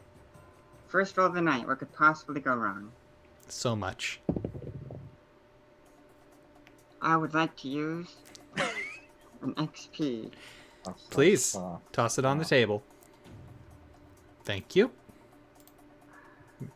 What'd you roll? Just, It was a 4. okay, yeah, no, not good enough. Can I? And that's a 9. Not quite good enough. Oh, never mind. That was just to be unnoticed, though. I wasn't doing anything yet. That was your stealth, yes. Yes, that was my stealth. As you splash into the water, thinking it's going to be much deeper, you kind of knock your shoulder against the rocky bed of, well, not creek, but the marsh bottom. Seems to be some sort of rubble underneath here. And you kind of hurt your arm a little bit. No! And you made a lot of noise. So, I made a lot of noise. yeah, Chrissy kind of looks back at you. Oh, did you fall out of your boat already? Maybe you should put a The water's harness great. on like Quinn. The water's great. You should come in. The horn Join me. sounds, the beast launches. I climb back into the ramshackle. Like, what exactly was your intent when you jumped out of the boat? Don't worry. Guys. Okay. Fine. You notice, Quinn, that she's kind of rubbing her shoulder a little bit. Stupid shallow water. Are you okay? Did Isaac I'm and fine. Goran see this happen? No, you're long gone at this point. How's Okay, it going? shoot. How's it going? Have you guys left yet? What do you- No, how's it it's going? not. It's not our turn. Yeah, the beast just went. Are you ready? Right. I'm ready. Let's do this. All right. All right, keep us updated. Chrissy Use one- turns use one around. charge right away. Chrissy turns around as her boat is up in the launch. She looks right at you, Nell, and she kind of blows you a little kiss as the horn sounds and they head down This- the ramp. I ship it.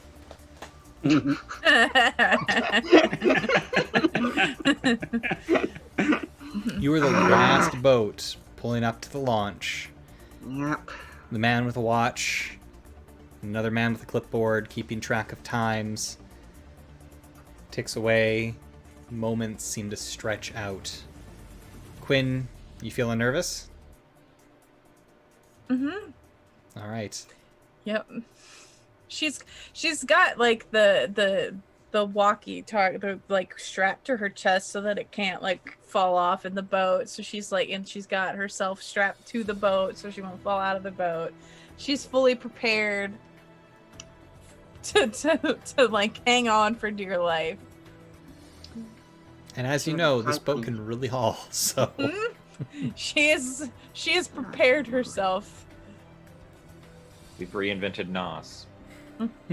for boats. Magic Realize- Nos. I realized I should have applied my swimming skill to that check.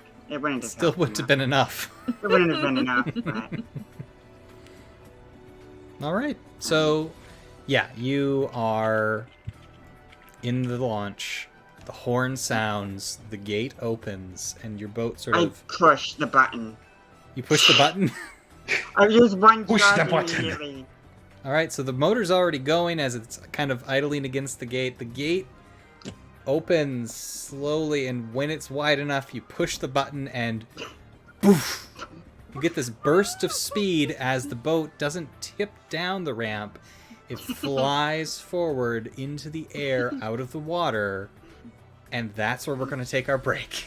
Do we? Real quick, do we hear it? You know what? I don't know. John, is the NOS when it goes loud? NOS usually isn't very loud, as far as I know, just from watching the Fast and Furious franchise. I believe NOS is fairly silent. It's just, it sounds more like a gas stove turning on, if I'm not mistaken. Yeah. Classes in accuracy, those movies are, yes. My brother actually had NOS in a car growing up, and it was not loud. It's just So just no, a gas. you don't hear It's it. not. Yeah. You Sure might hope they hear save that. Quinn scream. Again, Yeah. sure hope they save that NOS. Yeah, now's not the time to use the NOS. Definitely not. You never want to use it like right at the beginning. No. NOS is like tail end of the race kind of Right. stuff. You want to save them up. You have all three, and you're I almost hope you're done, not so- talking about I thought we NOS inv- around everyone else. We're the only two in the cart. No, you're I not. thought everybody's in the cart with you. It's a full This cart is of like other our technicians. whispered. This is our whispered Yeah, this is conversation. us sitting next to each other, just like, All right. Well, we'll This is be our back. whispered conversation. Nah. This is. no, she This won't. is, She wouldn't do that. No. She wouldn't I mean, use the I- potatoes right I'm told- away. I would have totally told her to not waste the NOS this early in the race. Oh, she'd have listened too. She's really good at that. She's a great listener.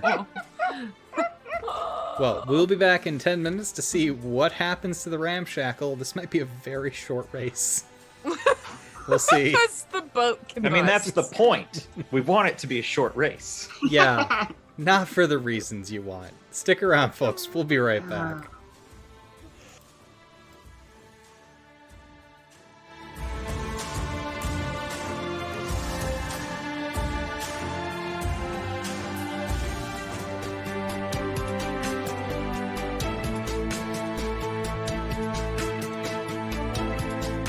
Hello, everybody, and welcome back.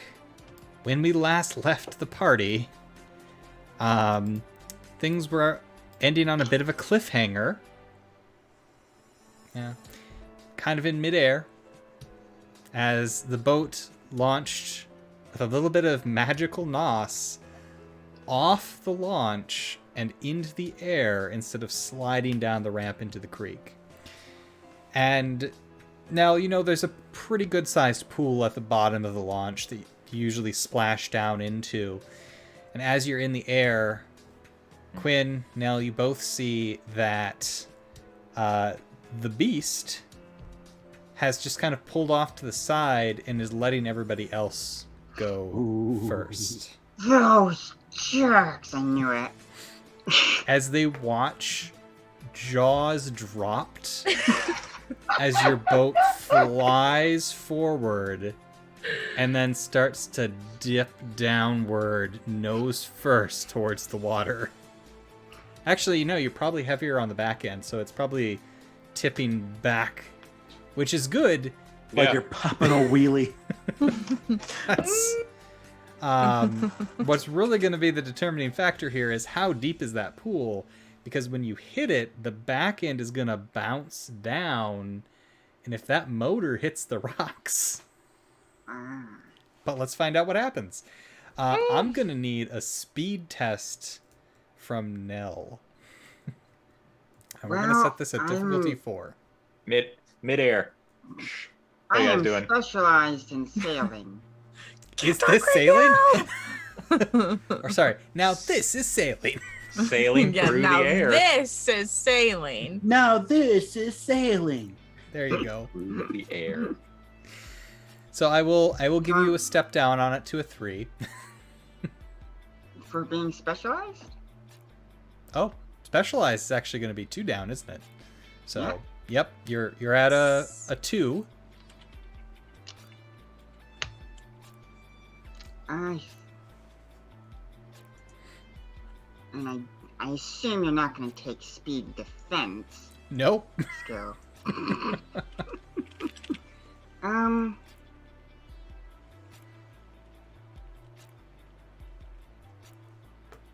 I want to be safe on this one, so I am going to spend speed on that too. Okay, so it's at a 1. Just got to roll a 3 or better. Well, let's see how we do. Yeah. Come on, 20. It's a 6. Okay. The back of the boat hits first as you kind of skip off the water once and then splash down. Quinn, you actually left the boat.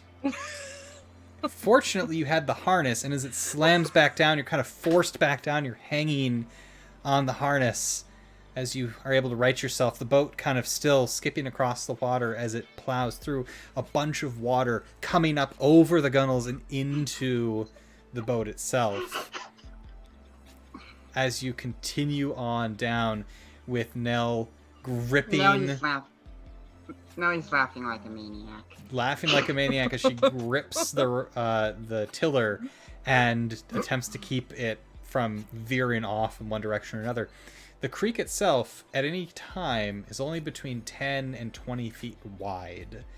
It does range in depth from as shallow as 2 feet to as deep as 20 in places. So you definitely have enough room to maneuver around people, but not a lot. The beast kind of seems to come to life as their engines fire and they start towards you. But you are too fast as you round the first bend and start down towards the first larger water body of this race here. Meanwhile, Isaac and Corin, the two of you are just in the back of a hay wagon, not going that fast. As you are plodding along, you see Billy kind of looking at the two of you. He leans forward and says, "Hey, what do you mean Quinn's your secret weapon?" You never seen her in action? Like at the gardening club, man? I don't know. Oh man, I just look at Isaac and I go, "They've never seen Quinn in action." Ugh.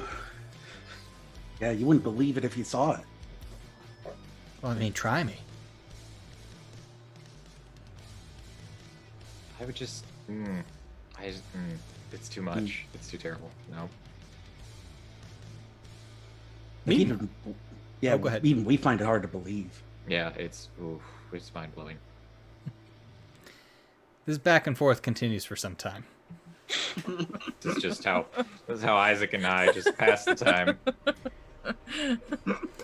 So, Quinn, do you try to get the water out of the boat? Yeah, I'm assuming we probably have bucket or something that we've established as the ladling bucket. So what was his name? We An actual named the ladle. bucket. We named the bucket. What was the bucket's name? oh gosh, Was it Buck? I'm willing to wait. I Bucket need to face? find it. I have no idea. I thought it was something because it had to do with barf, maybe. Yes, it was Barfley the bucket. Barf. Barfley the bucket. Okay. So I have no memory of this. It was in our Discord, I think, when they were discussing about how I It throw was up. Bart Barfley the barf bucket. Bart. Bart Barfley, the barf bucket. Barf bucket. So Quinn One takes page Bart for Bailey Buffley, bucket. Bart Barfley, the barf bucket. That is a tongue twister.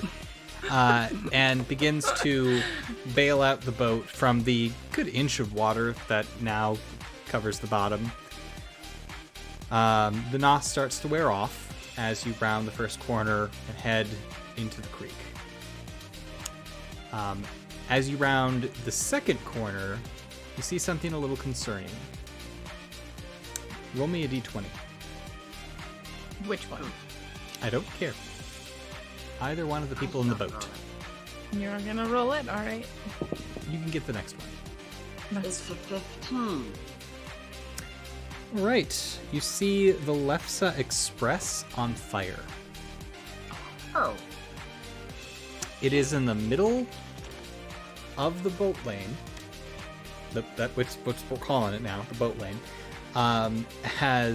It just is engulfed in flames. You see the two Johnson brothers swimming towards the nearest shore.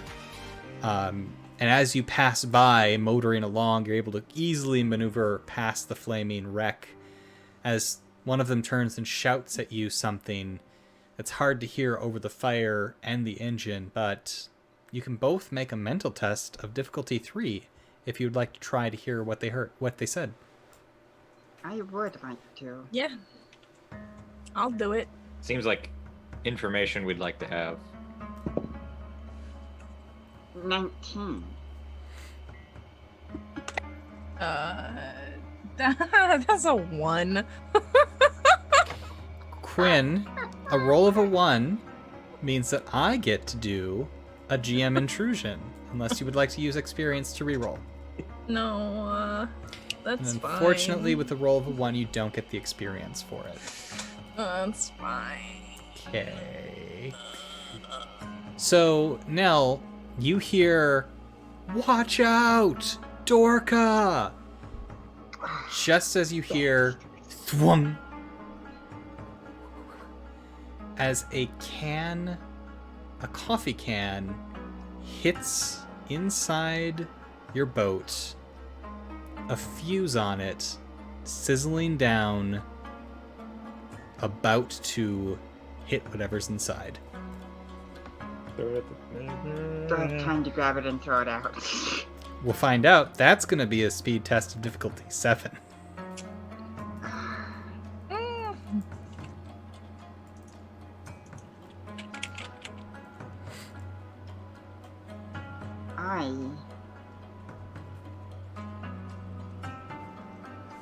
Can I apply my initiative skill to that? I will allow that. Brings it down to a 6. Alright.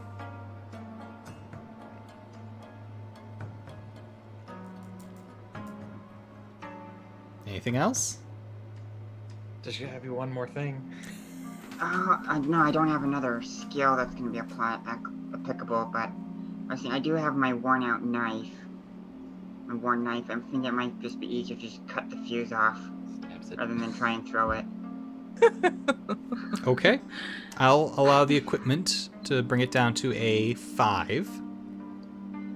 That's going to be the best I've got, though. Unless Hang on, someone I want to helps hear the me, GM but you rolled ask a the 1. question. Would you like to use effort to get the bomb out of your boat? It's not a bomb. Sure. I am going to use effort, though, too, yeah. Okay. Down to a 4. Using up all of my speed there, though. I want to know the person who's like, I'm not going to use any effort on this roll.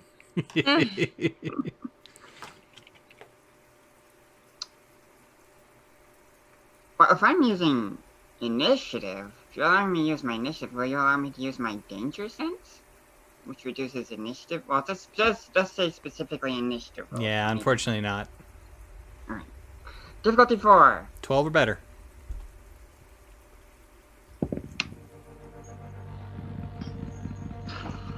This is another 1. It's a 10. I think I'm going to re-roll this one, though. I'm running out of this real quick, like. It's, well, that's a 3! The 10 was So How many times can you spend XP to re-roll? 1. you can only spend it once. Another person could spend 1 now. You want some XP? I would love some tonight. Sure, here's my last one. Well, here, I got 2. Let me... You sure? Okay, we can just keep this going. We got some XP to burn here. There. You can all spend 1 XP towards it to reroll. So Cool. once all Well, of you have generated a reroll, Statistically, Then we explode. you're gonna get above a 12 at some point. I got a 6. Here's mine. Gosh. Here's mine. yes, give me your experience. Give me a different die. That's I feel like probably if this one- wise. I feel like if this one doesn't work, maybe we just see what the fates say. Well, well, yeah. What is it? Alright, last one. Let's see what we get. Yep. 19! Thank God. There it is. There's a breath of time as you try to pull your knife free from its sheath and it gets stuck for a second. As you're moving away from the tiller, you get it out just in time to quickly slice down against the top of this device, and the fuse is cut just before it would have hit to the inside of the can. It sizzles out in the water, and the coffee can just kind of bobs there. Unfortunately, as you were pushing, Quinn kind of got pushed out of the way to get to it. Fortunately, she's got the harness on, but Quinn, you fell fully horizontal off the side of the boat and are unable to get yourself back on as it's starting to tip the boat towards the water. Your face is like this close to the water right now. I'm still attached. Harness was definitely a good idea. I would like to pull her back in. You're easily able to just grab on to Quinn and pull her in, kind of toppling her on top of you as you try to get back over the motor. As your boat is starting to shift, you see the source further downstream. The Dorka has set up a little position along the shore and is lobbing these coffee cans after lighting them towards boats that are oncoming. It looks like the only one they've actually managed to hit, aside from you, is the Lefse Express. So I want to give Quinn the coffee can and tell her to make sure this gets to Corin and Okay. I'll try. Are you sure we should keep this inside our boat though? Wasn't this endangered, or what if we that's why I'm giving it accidentally to you. As opposed to an It's engine safe. full of nos. well okay. now you're able to quickly get back to the tiller and right the ship, but you do have to pass them as they are getting ready to launch another charge. So I'm going to need another speed roll from you. This will be a difficulty 4. And if only we had a monk. Alrighty. Can I add throw up a dream craft as we're trying to pass? Yeah, absolutely, if you'd like to attempt Make- to fool them. Because they're at the shore. Yep. Are they on the shore or still in their boat? They're in their boat, but they're right up against the shore. Okay.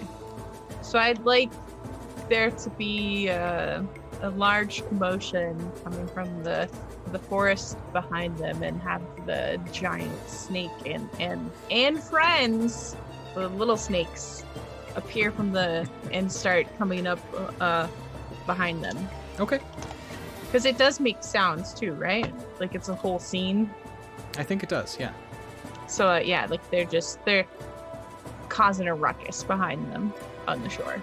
All right, so Look out behind you! you summon this dream and you push it forth into the world behind them as the serpent queen rises up, ready to strike at them. I need you to make a mental test, difficulty. We're going to call it difficulty 3 for this. And Nell's speed roll is going to be lowered by 1 step because of it. Okay. 2 steps if you're successful. I hope. I don't think I have anything other than I'm just really good at making dreams Yeah. come to life. So don't fail me now.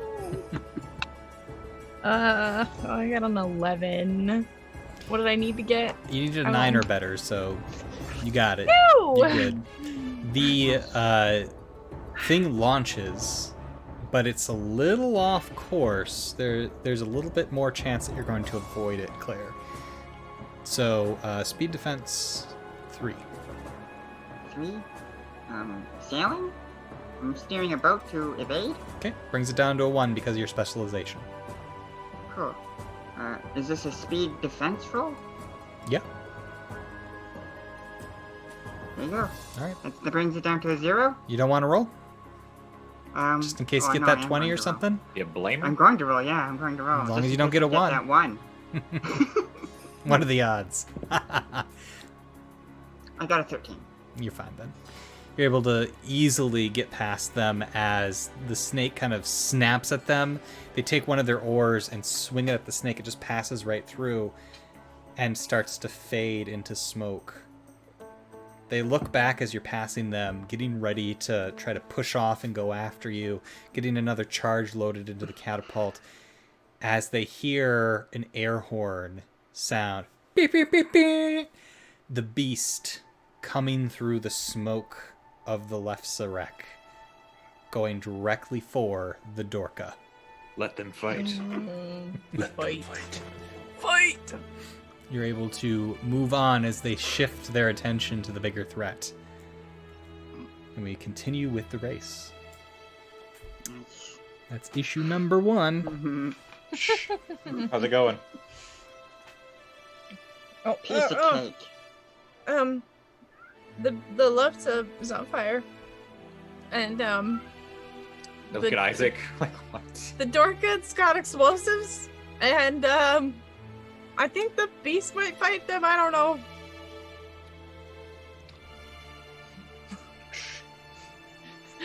It's been less than 5 minutes. This race is really intense.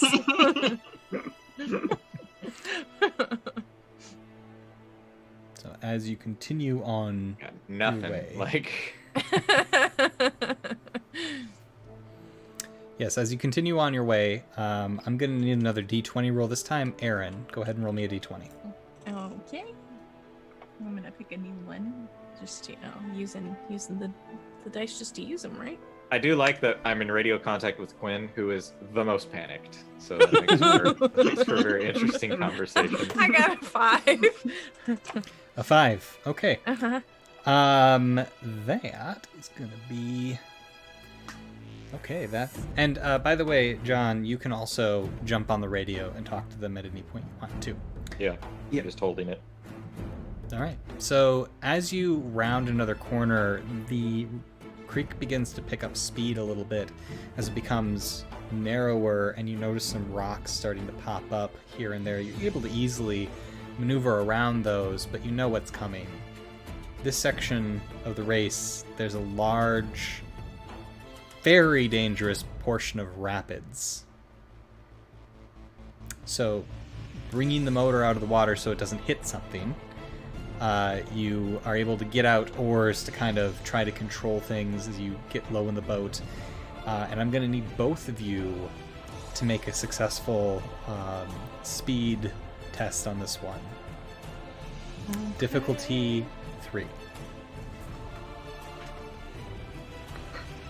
Sailing. Difficulty 1 for you.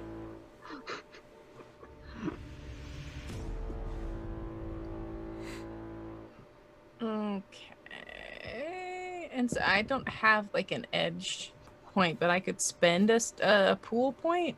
Or So no? you spend 3 points if you don't have a level of edge in that stat to get 1 level of effort, lowering the difficulty by 1. Okay. Okay. Do I want to? What do I have to get? A 12? A 3 is a 9, actually. A 9. Oh, okay. Okay. Nell's just that's got to not get a bad. 3. Quinn's got to get a 9 if she's not spending the effort. I think I can do it. I can do it. I think I can do it. I can do it. I can do it. I can do Believe it. in your Quinn. I can do it. It's a 14. Okay. And Nell? I can do it. I got a 9. Okay, you're good. You are able to carefully, and it's a couple points it gets a little bit dangerous as you sort of hit something and the boat tips ever so slightly before sliding off the other way. And a couple times you head over a large rock and splash down into a pool on the other side. You spot the Maple Leaf ahead of you. They were one of the first boats to leave, so they're not making very good time. Are they one of the newer ones, or? They've only done a couple know about races at this Maple Leaf? point, but they didn't finish last year. The Beast got them.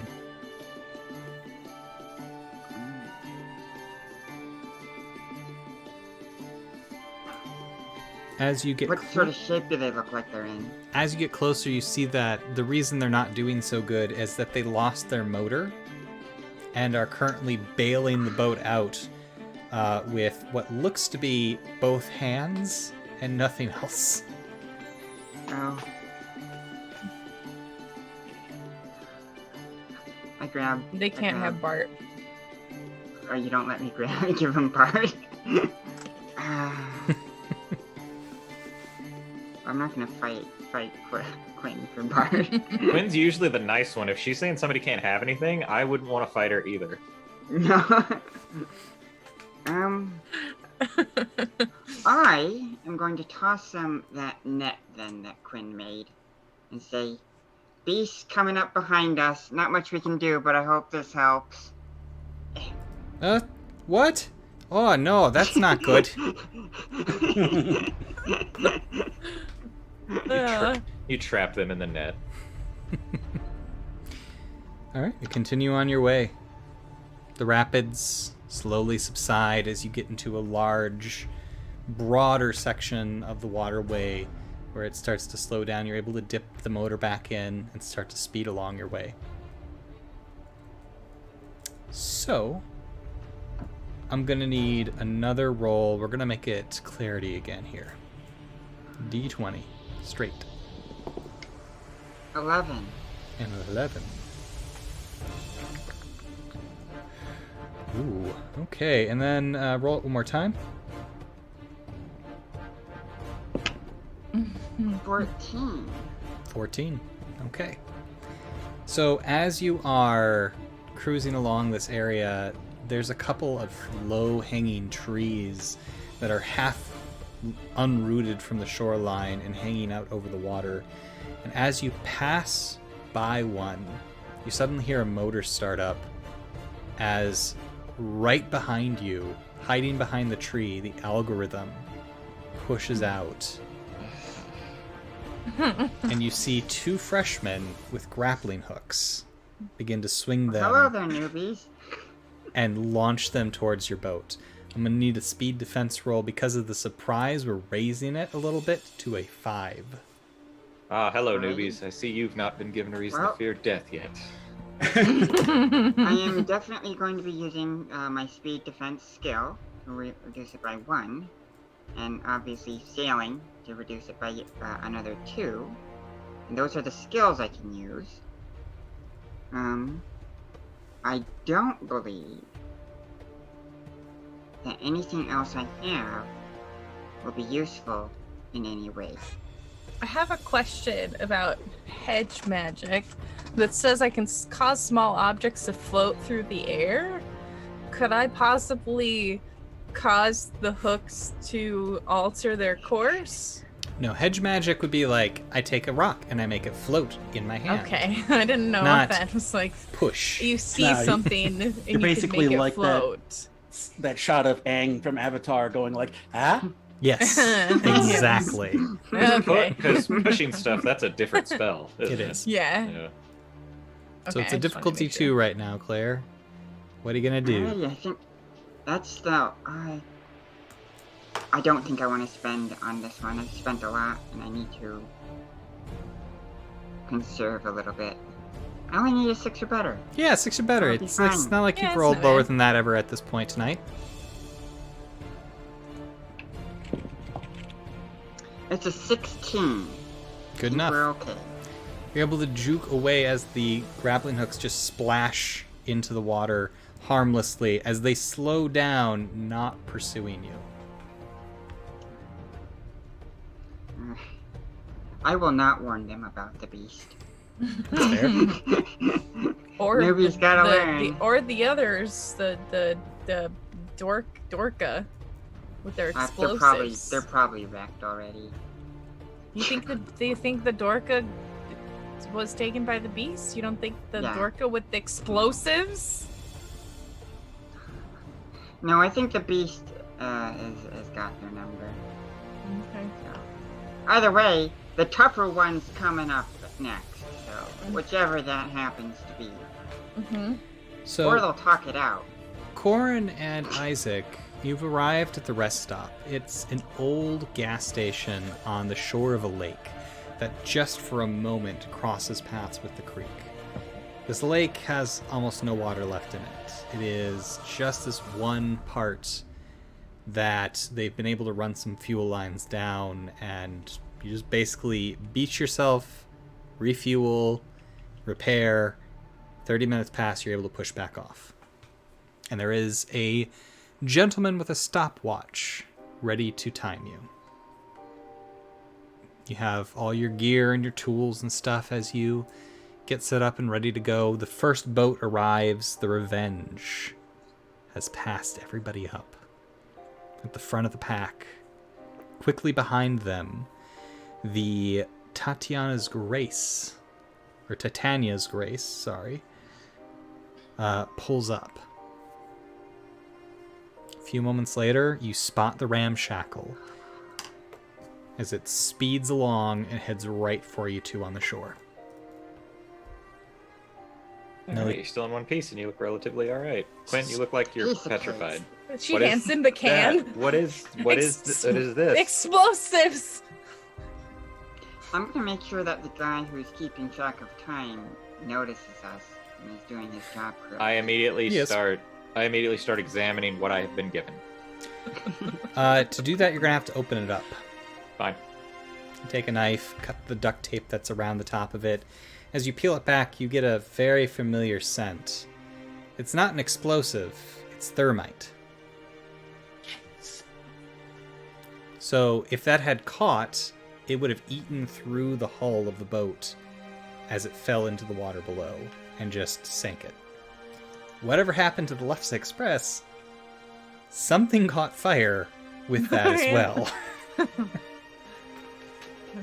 I Okay. just assumed it explodes. Okay, this is How- thermite. If it's ignited by heat, it just catches fire and is very difficult to put out. Oh. And just kind of Fun. spreads. I guess it's kind of like a modern version of wildfire. I guess I'm glad that it did. Consider it a gift. How So it- badly damaged are we? As Isaac and Corin take a look at the hull, I'm going to need mental tests from the both of you. I want to spend as little time here as possible so that we Difficulty don't 3. forget. Well, you have to spend 30 minutes, so Oh, we have to spend the full 30 minutes? if you do you- have to spend longer to repair, yes, that could be an issue. Who do you need tests from? Both Corin and Isaac. Auto vehicles. Nope. Can I help? Wood. Yes. Wood fixation. Fine, machines. I'll give Affect this at all? machines. Fixation, no, I don't think it would in this case. All right. Then I also have machinery. Machines, 2. All right, so you're both at 2s. Nell can help Okay. one of you to lower it to a 1. I can also use engineering. Yeah, okay. So, do you want to be both at a 1, or one of you at a 1? I Or can is probably handle it too. Okay, so you 2 and a 0, so Corin doesn't have to roll. Cool. So just Isaac has to get a 6 or better. Okay. I am going to expend my last experience point. Crying out loud! What'd you roll? A 3. Oh my. Our dice. Oh. That's really dicey. Just. Here, you know what? Since he's being bad, we're gonna put him off in the corner. Put them in I'm dice gonna jail, try. as you should. Quinn's gonna refuel on What else? snacks. She's taking a snack break. Right. Try this again. Hey, 20. Oh! So, you're looking over the boat, Corin. You're not noticing a lot of damage, a little bit of scraping, where they hit some rocks and stuff. You're able to probably patch that pretty easily. Isaac, you are looking around. You don't really see any damage. It looks like they've done pretty well here. And then you spot this tiny, almost imperceptible bit of damage that if you had relaunched here, if they hit the NOS again, probably would have buckled the hull. Ooh. You get the mallet out, you start pounding away trying to smooth that out again as Corin patches the other side with repair kit too. Alright, so we still got 3 NOSes, right? Mm-hmm. Yep. Well, Why are both of you telling me something different right now? she used it at the beginning. You used NOS at the beginning of the race? Gotta show off a little bit. How'd Show that who go? they're messing with. The Let go. algorithm pulls in. Yeah, please tell us how that went. Went great. Exactly as intended. I'm sure it did. Isaac, what'd you find? I found a little something that if you applied the NOS again would have completely buckled the entire hull. So we're good to go That's then why if we we have do it you again? guys. Well, I suppose it's my turn to hop on board. I hold out my hand and I go, can I have my smoke bomb and my flash bomb back so I can be fully stocked with them? Didn't have to use them? Nope. Alright. The Dorka pulls up to the shore, but it is not crewed by the crew of the Dorka. It is crewed by the crew of the Beast. The beast nowhere to be found? The Beast is nowhere to be seen. But those two Pretty are... sure that's a disqualification. The guy with the watch says, no. I don't know. I look at the guy with the watch and I go, Fair do people announce that there's not going to be any break in any rules because there aren't very many rules and it just makes it easier that way? I mean, yeah, kinda. Figured. That's what I thought. You got 5 minutes. Cool. I open up the can and I take out one of my flash bombs and just put that in there. Close it up. You take the thermite out? Duct tape it. Nope. Okay. So that's going to be your new ignition. Mm-hmm. Okay. So a rearmed thermite charge now in the boat. This is going to be great. One that does not require a fuse, just Throw it. impact. Corin's favorite type of explosives. So Quinn, you're now Awesome. on the shore. Got her bag of snacks and she's eating and like shaking. Isaac, you're pretty sure you fixed it. Like, 90% sure it's fixed. Secretly, you're 100% sure, but you're going to tell him 90%. Yeah. Go ahead. Okay, I think I should have it. And I look at both Nell and Corin, and especially mainly at Nell, like, now, the next time you want to pump the NOS, be very sure that it's a safe spot to use it. You're going to want a straight shot, and I look at Corin to kind of like keep her and... Also, I look at Nell and I go, you want to save at least one because, there's nothing cooler than if you're neck and neck with your rival right at the end and you just hit that button. Oh yeah. Oh yeah. Oh, is the hula girl still at the front? Amazingly, yes. You got 1 minute. You ready? Alrighty, let's do this. I strap in. See you at the finish line. Yeah, Strap in. let's use that. I almost fell out. I mean, you're still alive, so I think it worked. So I strap in with the harness. You have to kind of let it out a little bit. Yeah. A little bit. I'm a much bigger person. I'm like the smallest person out of our group. And I'm the biggest. So How did the people who arrived before us? How were their ships looking? A little bit rough. The Revenge, you notice that they actually had to do some significant hull repair. They left a minute later than they were supposed to. And the Tatiana's Grace, half of the foil covering it got sheared off. And they couldn't repair it, so they just left it. It's a garish color of blue underneath. Fabulous. Alrighty. And as the timer man says, "Okay, go," you're able to push off quickly, fire the engine, and take off down the way. Quinn and Isaac, you're left on shore as they pull away, watching them go. I tossed my radio to, or no, I guess we just I didn't even yeah, swap. I take, Yeah, you kept yours, I kept mine. Yeah. I I'll put hand it, I, Isaac a snack. I hook it on so that I don't Yeah. gotta mess with it or anything. I hook it to my shirt. Yeah, I accept Quinn's snack. Twink. Start just nibbling at it. You have a nice little rest break as the boat heads out of sight back into the creek system, and then pack stuff up and head up to the waiting carriage that will take you to the water park. This section of the race is a little longer because it has a lot more twists and turns, so they'll actually be able to get to the water park before you. Unless you're really fast.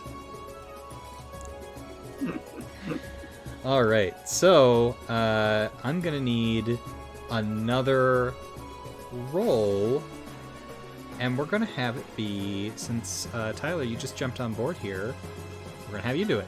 Just a d20. 9. Is it a 9? Yes, 9. Okay. And then roll me another d20. 1. Oh, that's going to be fun. Okay, so Rather roll it here than on an ability yeah. check. as you are heading through a very twisting, very tight section, this part of the race, the cliffs actually kind of loom up over the water on both sides. You're in sort of a canyon area.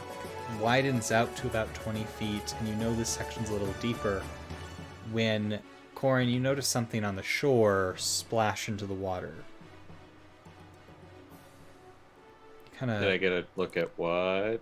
You're pretty sure you know what that was, but it couldn't possibly be that. No, they don't live around here. What did I think it was? You're pretty sure it was a crocodile. Pretty big one, too, actually, come to think of it. As you see something swimming through the water, coming right towards your boat. What do you want to do? Hey, Nell. Yeah? What is the likelihood of a crocodile coming? Have you seen a crocodile in all your time you've spent in the lakes up here? Have I seen a crocodile in all the time I've seen it? Roll me a d20. D20? Yep. I do have knowledge, Midwest marine life. Well, you know they're not native to the Midwest. Alright. Would I know if? Because I know I'm rolled not a a. 19. A 19, you have definitely seen a crocodile before, but it didn't see you. Would I know if? Because I know I'm not supposed to shoot the other boats. But if like gunfire went off, would that be like a disqualification, or if it's like they don't see it? No, Like it's as long as you're not actually actively shooting at someone, they're gonna. cool. So the croc, I could see it like in the water, like Well, spine, like you coming at us. could see it. It's disappeared, and then all of a sudden it just launches itself out of the water towards you, Cool, I shoot it knocking in the the boat. face. You bring your weapon around. It's going to be a speed test. Difficulty on a giant crocodile is a 6. I'm trained with a rifle. 5. Let's see. Nope, not that.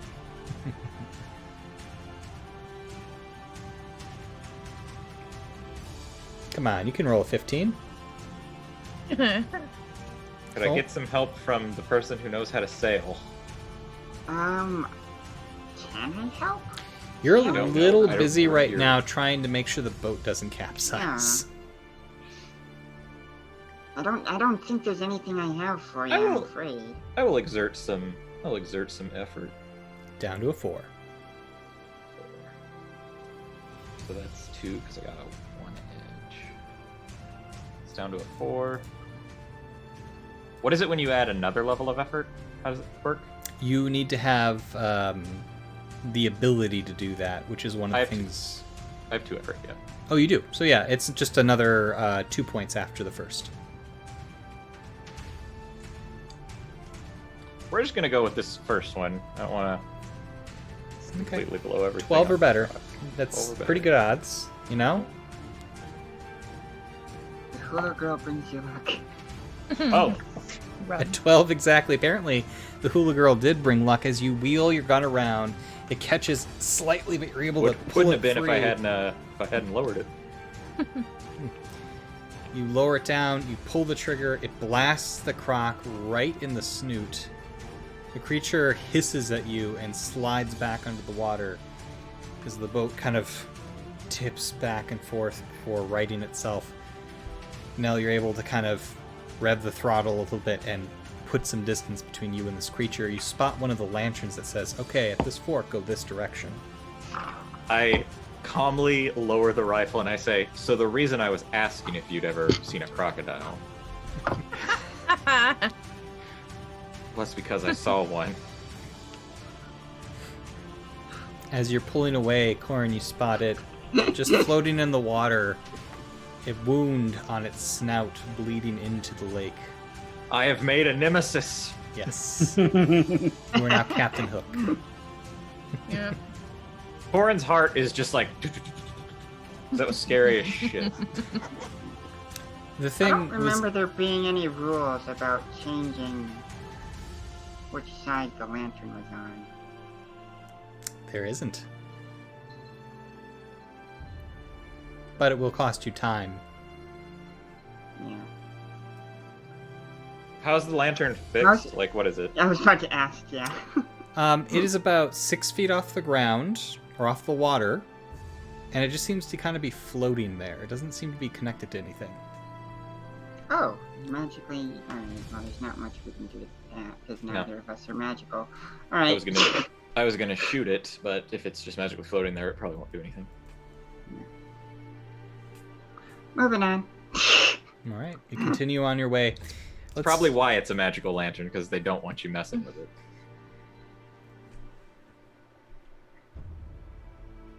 Okay, so I need another D20 roll. We're going to make it clarity this time. It's going to be a 20. All right. Do I This get next... a major effect? Not in this case, no, because it's not a roll from a pool or anything. It's just determining from a chart what happens. The boat teleports. I hope it's the good side of the chart. Yeah. With a 20, There's no good side of it. There's no good side of a DM's chart. You are actually have no encounters for the next about 15 minutes of this race.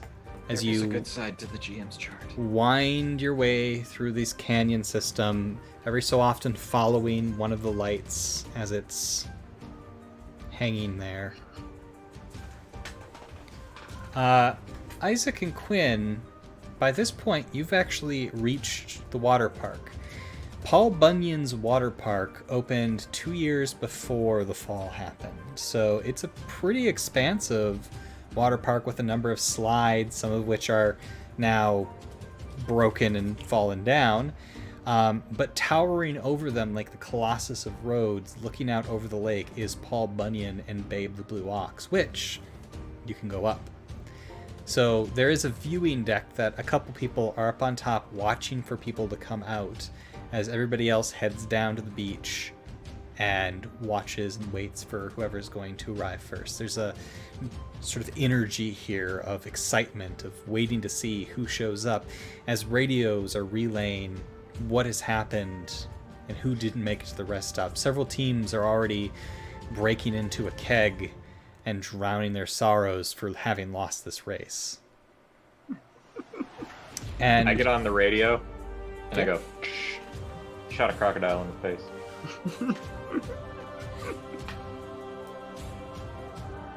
Okay. It's good talk.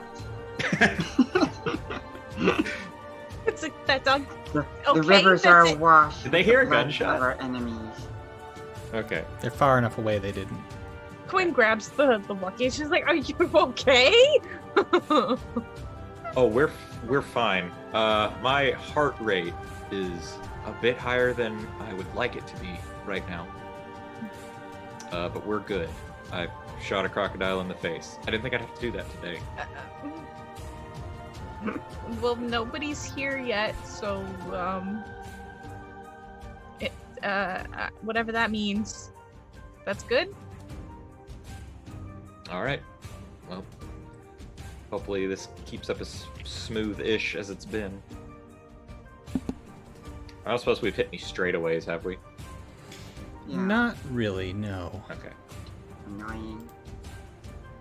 It would be a death sentence to use NOS in this area. It would be. Just run over the crocodile with it. Just- It was worth it to use it at the start, but I don't want to crash into the canyon wall. we'll have a couple opportunities. So, as you round a corner, you see one of the lanterns again telling you to head towards this particular direction, and that is not an option. As you are about 20 feet from it, an old overpass has fallen down into the water, creating a very large rocky blockage on the path that you're supposed to take. Now, all of the creeks in the area are all kind of connected and interconnected to each other, so you could risk it trying to head around the other way, or you could portage and try to lift the boat out of the water and carry it over the rubble. I take a bullet, just a bullet, and I throw it at the debris. Bounces off. Okay. It's a mimic. I look at now and I go, let's checking to see if it was an illusion. Oh, I see. There are magic users in this race. Does it look recent? It probably happened within the last 24 hours, yeah, because they hung the lantern here within that time. They wouldn't have hung it here if, this hadn't been clear. Looking at it, how much time would we kill? Does it look like we would have to kill to carry? Hard to say. You got to get the boat out of the water, you got to carry it across the rubble, which is uphill for a good 10, 15 feet, and then you're not even sure how far back it goes from where you're currently sitting. We know the creeks are connected though, right? You do? I just look at Nell and I go, your call, Captain. You want to kill some time carrying it, or you want to stay on the water and find another path? Can I make a history check to try and remember the layout of the river Sure. system? Yeah, absolutely. We're going to call that a difficulty 3. Yeah, certainly can't help. You can't help. Predictive equation? Nope. Alright, No, I don't. difficulty I would have to study it for like an action. Alright. Shame we didn't bring a map. Alright, difficulty 3. Natural 20. Woohoo! You are 100% certain that if you go left here instead of right like you're supposed to, you can probably... It'll add like 5 minutes, because you're going to go up Thompson's Creek, then down the creek by Highway 42, but then you will connect back to the main waterway. As a major effect, can there be a long straightaway? There is. We got this. I'm gonna go that route and use the NOS on the straightaway. So that is the creek along Highway 42. It's actually a channel, drainage channel, that was built. So it's one long, straight thing that you're going to be able to take. Right, we get on the straightaway. I immediately know what she's gonna do, and I just like grab the harness. Okay. So you quickly rev the engine, turn your way, keep going. As you are just out of earshot, you can just barely make out the sound of an engine coming up behind you and stopping at the rubble, trying to figure out exactly like you did what to do here. So, back at the beach, Quinn and Isaac, you're kind of getting stuff set up for when they get here. Quinn, you've got a little table with some snacks and beverages on it. When you hear a murmur kind of coming up around the crowd, you look out across the water. It's getting really foggy on the other side of the lake. This sudden, intense white fog has rolled out of the woods and now covers Wrecker's Delta. Wrecker's Delta, of course, being a spot that used to be a small marina, now littered with the wrecks of various pleasure boats, pontoons, and yachts, is the exit point of the race into Lake Caldera. And usually, it's difficult enough to weave around the wrecks. That fog's going to make it really tough.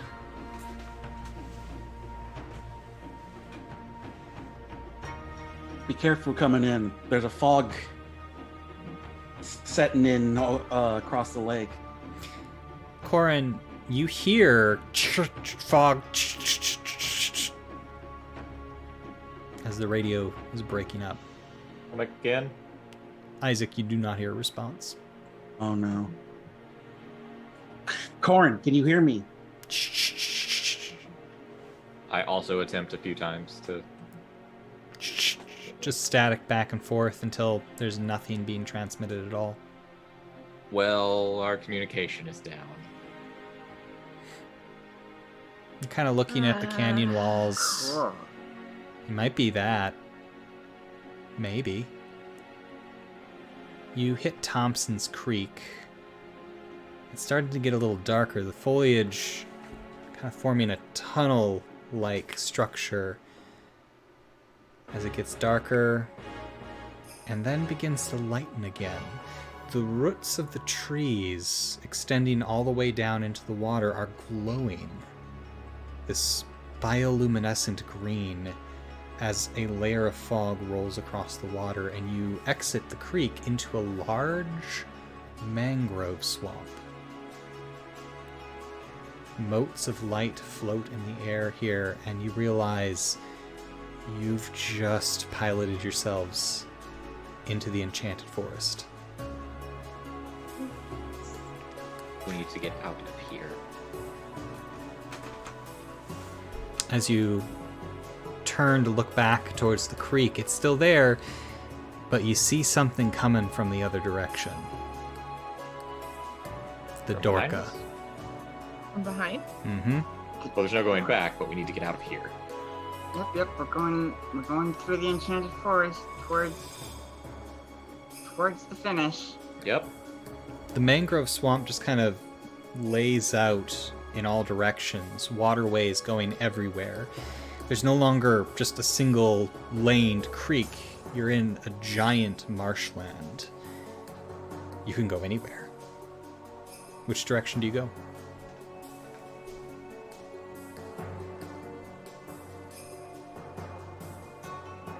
Well,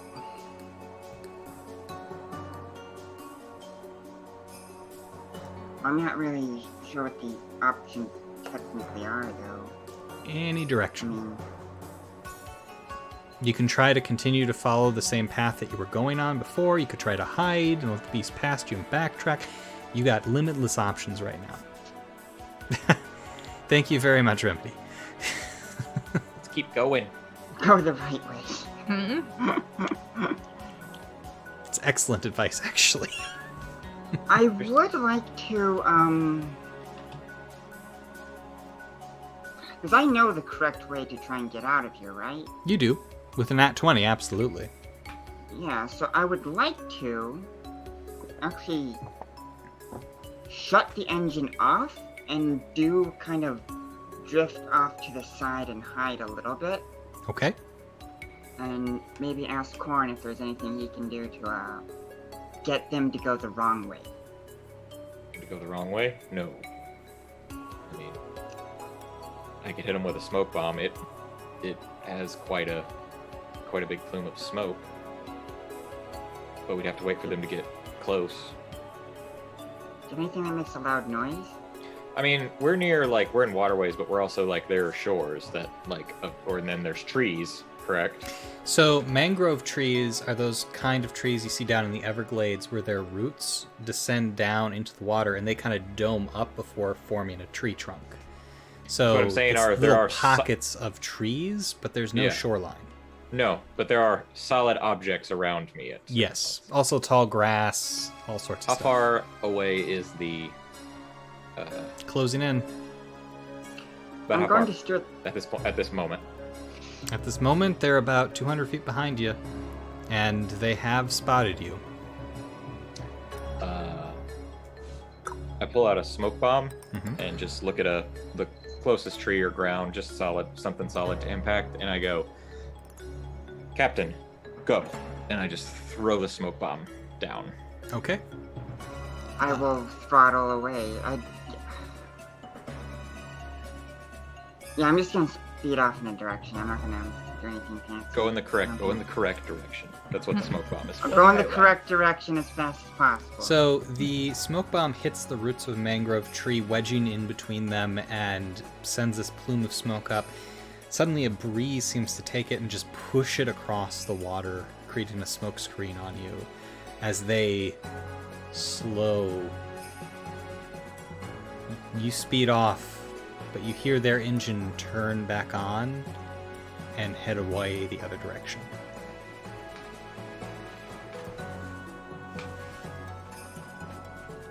Interesting. So, you're heading through an enchanted mangrove swamp in the middle of Minnesota. It's fine. Yep, that's how it works. I need a d20 roll, My turn. I guess. Sure. Yeah, I've had it, man. 14. Okay. You wind your way between the trees, this steam rising off the water, turning into fog, creating a strange sense of only really being able to tell where obstacles are by where the trees are. But every once in a while you see like an old car wreck sticking out of the water, or the ruins of an old house. Eventually, you do pass this strange looking structure. It looks like an old world house, but there's lights on and music playing from inside. Do you investigate? I have a race to win. You pass A life to on. live. Yeah. You pass on, and looking back, you're very certain that you see somebody watching you from the upper balcony. And as you continue on, the mists take it and it disappears. Eventually, you find yourself in a large, open body of water, and above you, there's a sea of stars. It's nighttime all of a sudden. Couldn't possibly be. You haven't been here that long, have you? You guys hear me yet? No, they can't. The Stupid enchanted forest. These are good signs. You hear something knock against the hull. Gun at the ready. The water is very still. Something else knocks from the other side. How much space do we have in the water? You're in a large open area. Okay, just checking. No, for no reason. You hear something splash towards the back of the boat. The motor catches on something. I kill it and pull it up. A large tangle of weeds have kind of seized around it. They still extend down into the water, this thick tangle of kelp. Pull out one of the daggers, one of the very nice daggers that I took from What's-His-Face, and I start trying to cut him away. Okay, he's chopping at them. I'm gonna need a Might 2 test on that.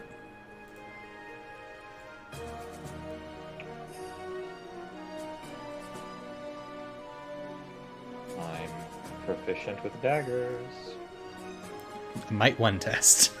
All right. I didn't think I had anything, and then I saw that. That's a 3.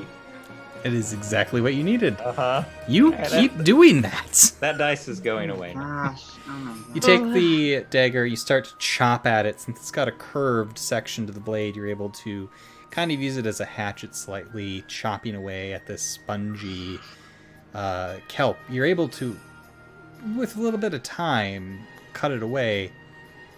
As Nell, you kind of look around, you see something bob up to the surface. This large, rotund, smooth structure.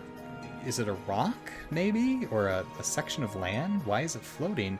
As it disappears back underneath and something brushes against the boat. No. Hit the button. I hit the button.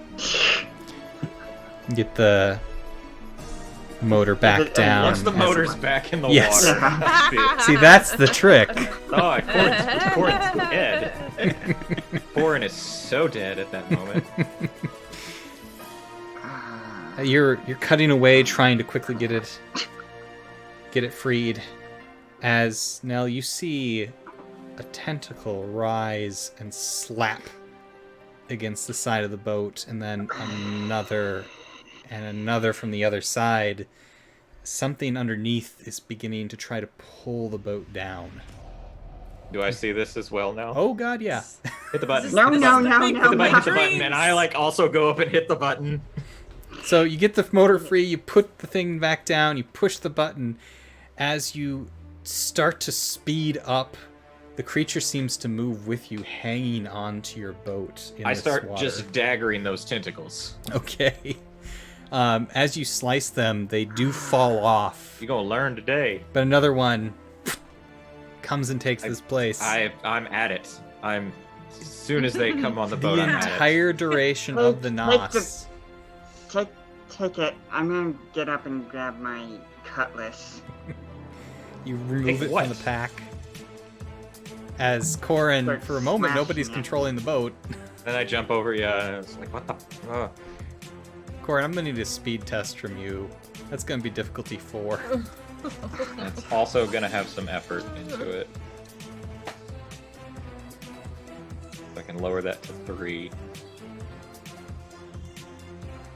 I got nothing else, so okay. So I'll put some effort into it. So that's gonna be difficulty 2? Yeah. Okay. 15. Good enough. You would have been fine even without it. You lunge across and grab control of the tiller as it starts to spin out a little bit.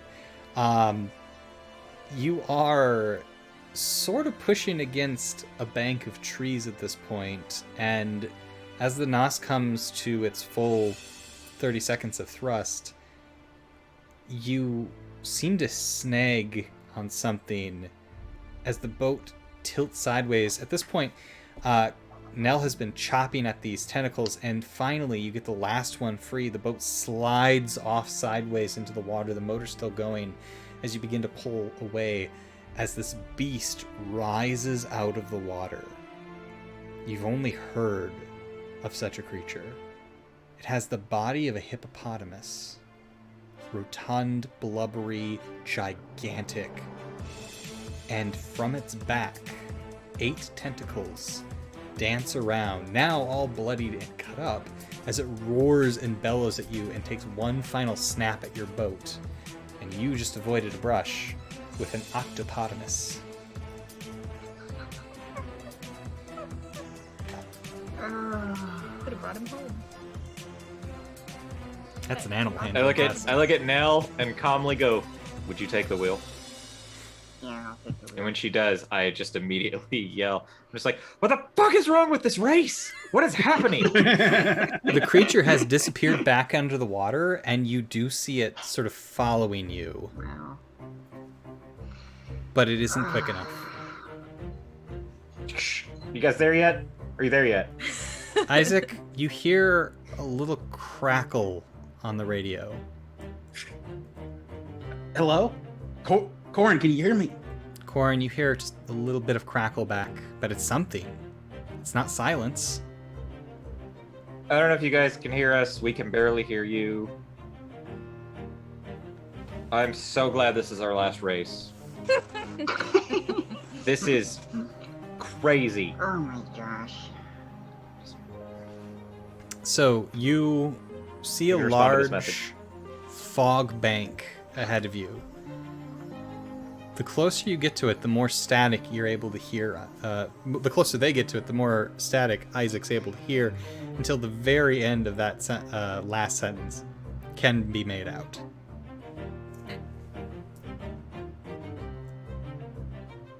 I mean, I don't know that, so No, you have no I don't know idea. what they heard. Okay, so basically all I heard was this is our last race. Yes, that's Okay. ominous. Corin? Can I hear him? You do. Yeah, where you two been? We've been trying to get a hold of you. There was something interrupted our communication. Yeah, I'm pretty sure it was when we took our boat into the enchanted forest. Fuck this place. Why?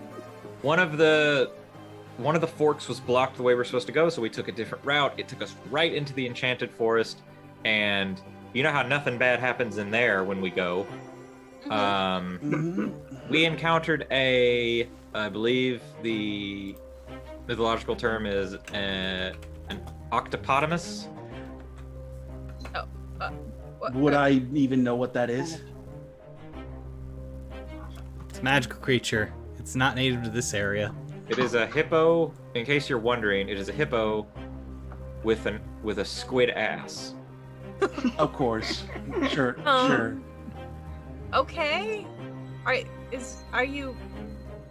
I'm assuming you're okay. By the loosest definition. Okay. Yeah. Nell, how are you? I just pushed the button.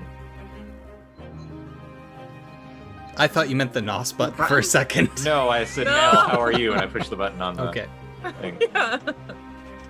Oh, I'm just peachy, having a great time. I love this place. So now there's a large wall of fog ahead of you. Do you pilot into it? Oh, I can't. Well, assuming I'm going the right direction, yes. So Okay. I'm definitely going to be very careful. Why would we stop now? As you enter the fog, that's when the signal really starts to clear up. And the further in you go, you're able to hear what sounds like another engine. No, 2 engines. You start to see more light and the wrecked hulls of ships as you seem to be coming into Wrecker's Delta from the wrong side. Oh no. Oh, Oh boy. no. Nell. Focus. Oh god. I just grabbed my harness. You are able to maneuver around the ships and the wrecks, and then you emerge from the fog. You can hear somebody behind you, but you don't know who it is, and you have a straight shot as you see the mighty statue of Paul Bunyan on the other side of Lake Caldera. Somehow, We're out you of knowledge, found right? some sort of... No, you still have one. You have one I left. tried pushing it. Do we have it? I thought You have we one used more. it. You've only used 2. Oh, that's You've right. only used 2. First one on the launch. Second one on In the the swamp. octopus. in the enchanted forest. Yeah. Do you use it? Didn't we use one in the straightaway? You never got to it. No. Yeah, Oh, we were going Oh, to. we got interrupted by the. Oh, okay. Got it. Then yes, I got it. Full Swing that throttle as button. you pull up. You are tearing across the lake. You press the button and you are almost skipping across the water. Corin, I think you've been on the boat with this before. Yep. Yes, Clarity? I just want to be belting out a sea shanty, a self-aggrandizing sea shanty. Fair enough. The legend of Captain Nellie is being sung this day as the first word of the first boat to be seen, now skipping its way impossibly fast across the water, coming right towards the beach. But the lake's pretty big. It's going to take longer than 30 seconds to get across it, even with the NOS. You skip across the water, and again, Corin, I think you've been on the boat before when this has been fired up.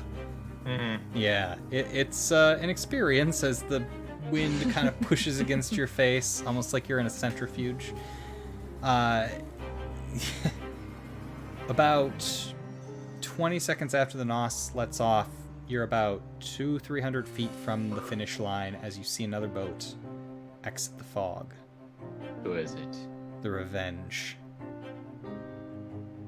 You lay on the throttle, and moments later, you run the ramshackle straight onto the sand beach of the finish line of the Bekklopp. I didn't even get a chance to use my bomb. You can still throw it, right? No, it's over. I was gonna throw it at the creature, but we got away. Over the next 20 minutes or so, the Revenge shows up. Oh, seriously, important point of fact. I cut the tape away, opened it up, pulled flash bomb out of it. Oh, okay. Out of the thing. Yeah, the Revenge shows up, and it is no doubt that you beat them because you were able to get there first, and you started after them. So. Oh, hey there, Chrissy. Get lost in the fog a little bit. It took you so long. She says nothing and just goes about repairing her boat. People press forward to congratulate you. You see that the Dorca, the Titania's Grace show up, not in that order. I wanted to say one more thing. I was like, oh well, better luck next year. Oh wait, and then I walk away. Wow. Ouch. Harsh. We're gonna have to fight at this party, aren't we? Corin just kiss. realizes this and just kind of sighs. Like, The tension between them, they'll just have to kiss. Yeah, that's right. I ship it. So Yeah. Well, as people press forward and congratulate you, it is roughly going to be another 3 hours before the party starts in earnest. But grills have been brought out, people have brought out guitars and are jamming out, and an impromptu celebration of Captain Nellie's third victory in the Bekklopp is being undertaken. And that is where we'll end it for this week. Congratulations, Captain Nellie, and the whole ramshackle crew. ooh, there were some moments that I wasn't sure. Yeah, I mean, you didn't hit half the stuff on this list, but you got some of the fun stuff. Oh, Okay, that was great. that was great. That was a lot of fun, yeah. Just a couple of announcements before we call it quits for the night from the channel here. We'll be back next Friday with episode 6, Paul Bunyan's Beach Party. I don't know if that's going to be the official title of it. It's a little long, but I think it is. I think that's it. PvP? yeah, exactly. There we go. Yeah, people will know what that stands for, right? Yeah.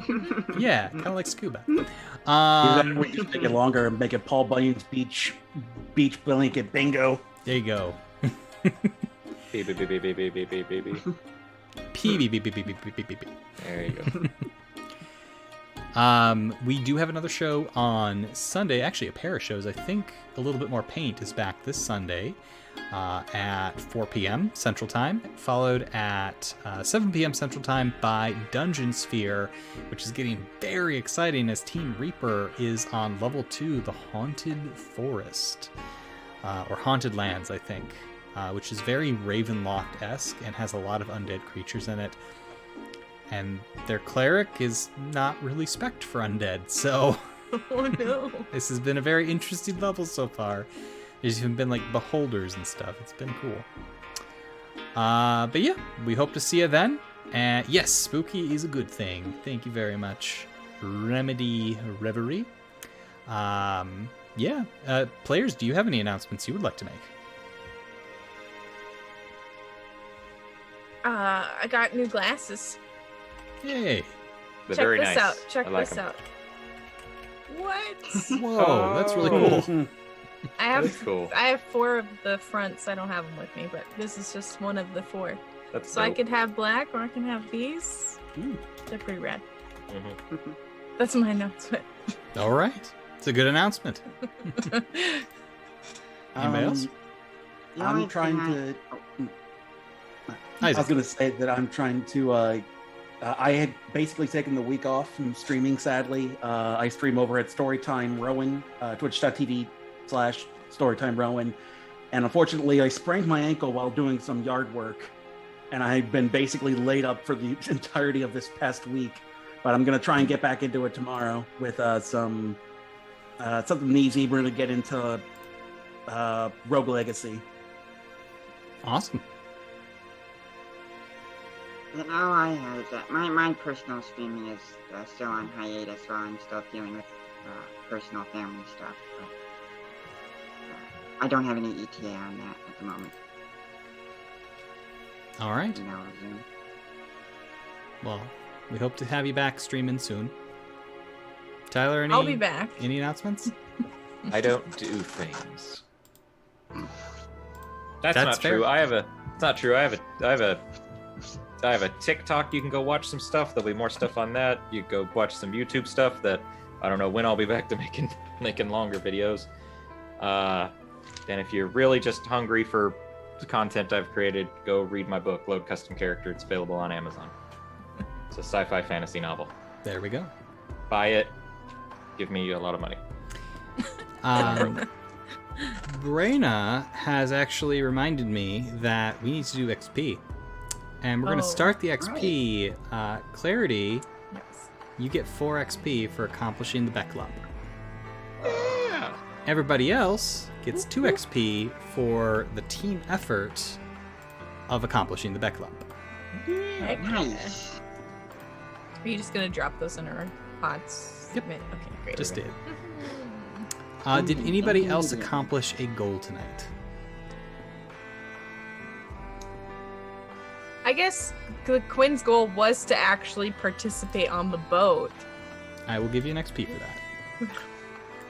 First time in all the years running this race on that the she's boat. She didn't throw up. Conquered a She fear. didn't use Bart McBarfly. I can't say it. Bart McBarfy. She didn't use her barf Barfly. bucket. Yeah. Barfly the barf bucket. It's legit. Sounds right. Mhm. And anybody else? I think I accomplished a goal. Okay. In that case, we open it up to MVP. Who is the most valuable player character tonight? I mean, The one who won the race, I'm assuming. I'd say so. All right. So 1 more XP for Captain Nellie. All right. So that's going to do it for us tonight. We will be back next Friday to find out what happens at the Paul Bunyan Beach Party bingo boogaloo thing. Bonanza. And the the Lumber Snacks concert. Yes. Yeah. Ugh, I still hate it. Folk ska, everybody. It's going to be great. Stick Can around. we call it the Paul Bunyan Jam? Jamboree. Paul Bunyan Jamboree. PBJ. Oh, I like that. Mhm. That's what everybody's been referred to it as. It's the PBJ. coded language for the kids. It's the PBJ. You Mhm. going to the PBJ? Yeah, I'm going to the PBJ. That's how kids talk, right? I'm old. In this game. It's true. In this game, they do. They all sound like they're 40 years old. And an act of retro reclamation. Yes. The teenage generation has decided to talk like Anacro 40 years in the reclamation. past. I like it. They all sound like they're 1920s gangsters. Everyone talks with a mid-Atlantic accent. There you go. Mhm. I mean, there might be a Mid-Atlantic now. We don't know. All right. Again, thank you very much, everybody. We hope that you had fun. We definitely had fun playing here tonight, and we always are striving to make sure that you're having fun too. So we will see you next Friday at the same time at 7 p.m. Central for more After the Fall. Thank you.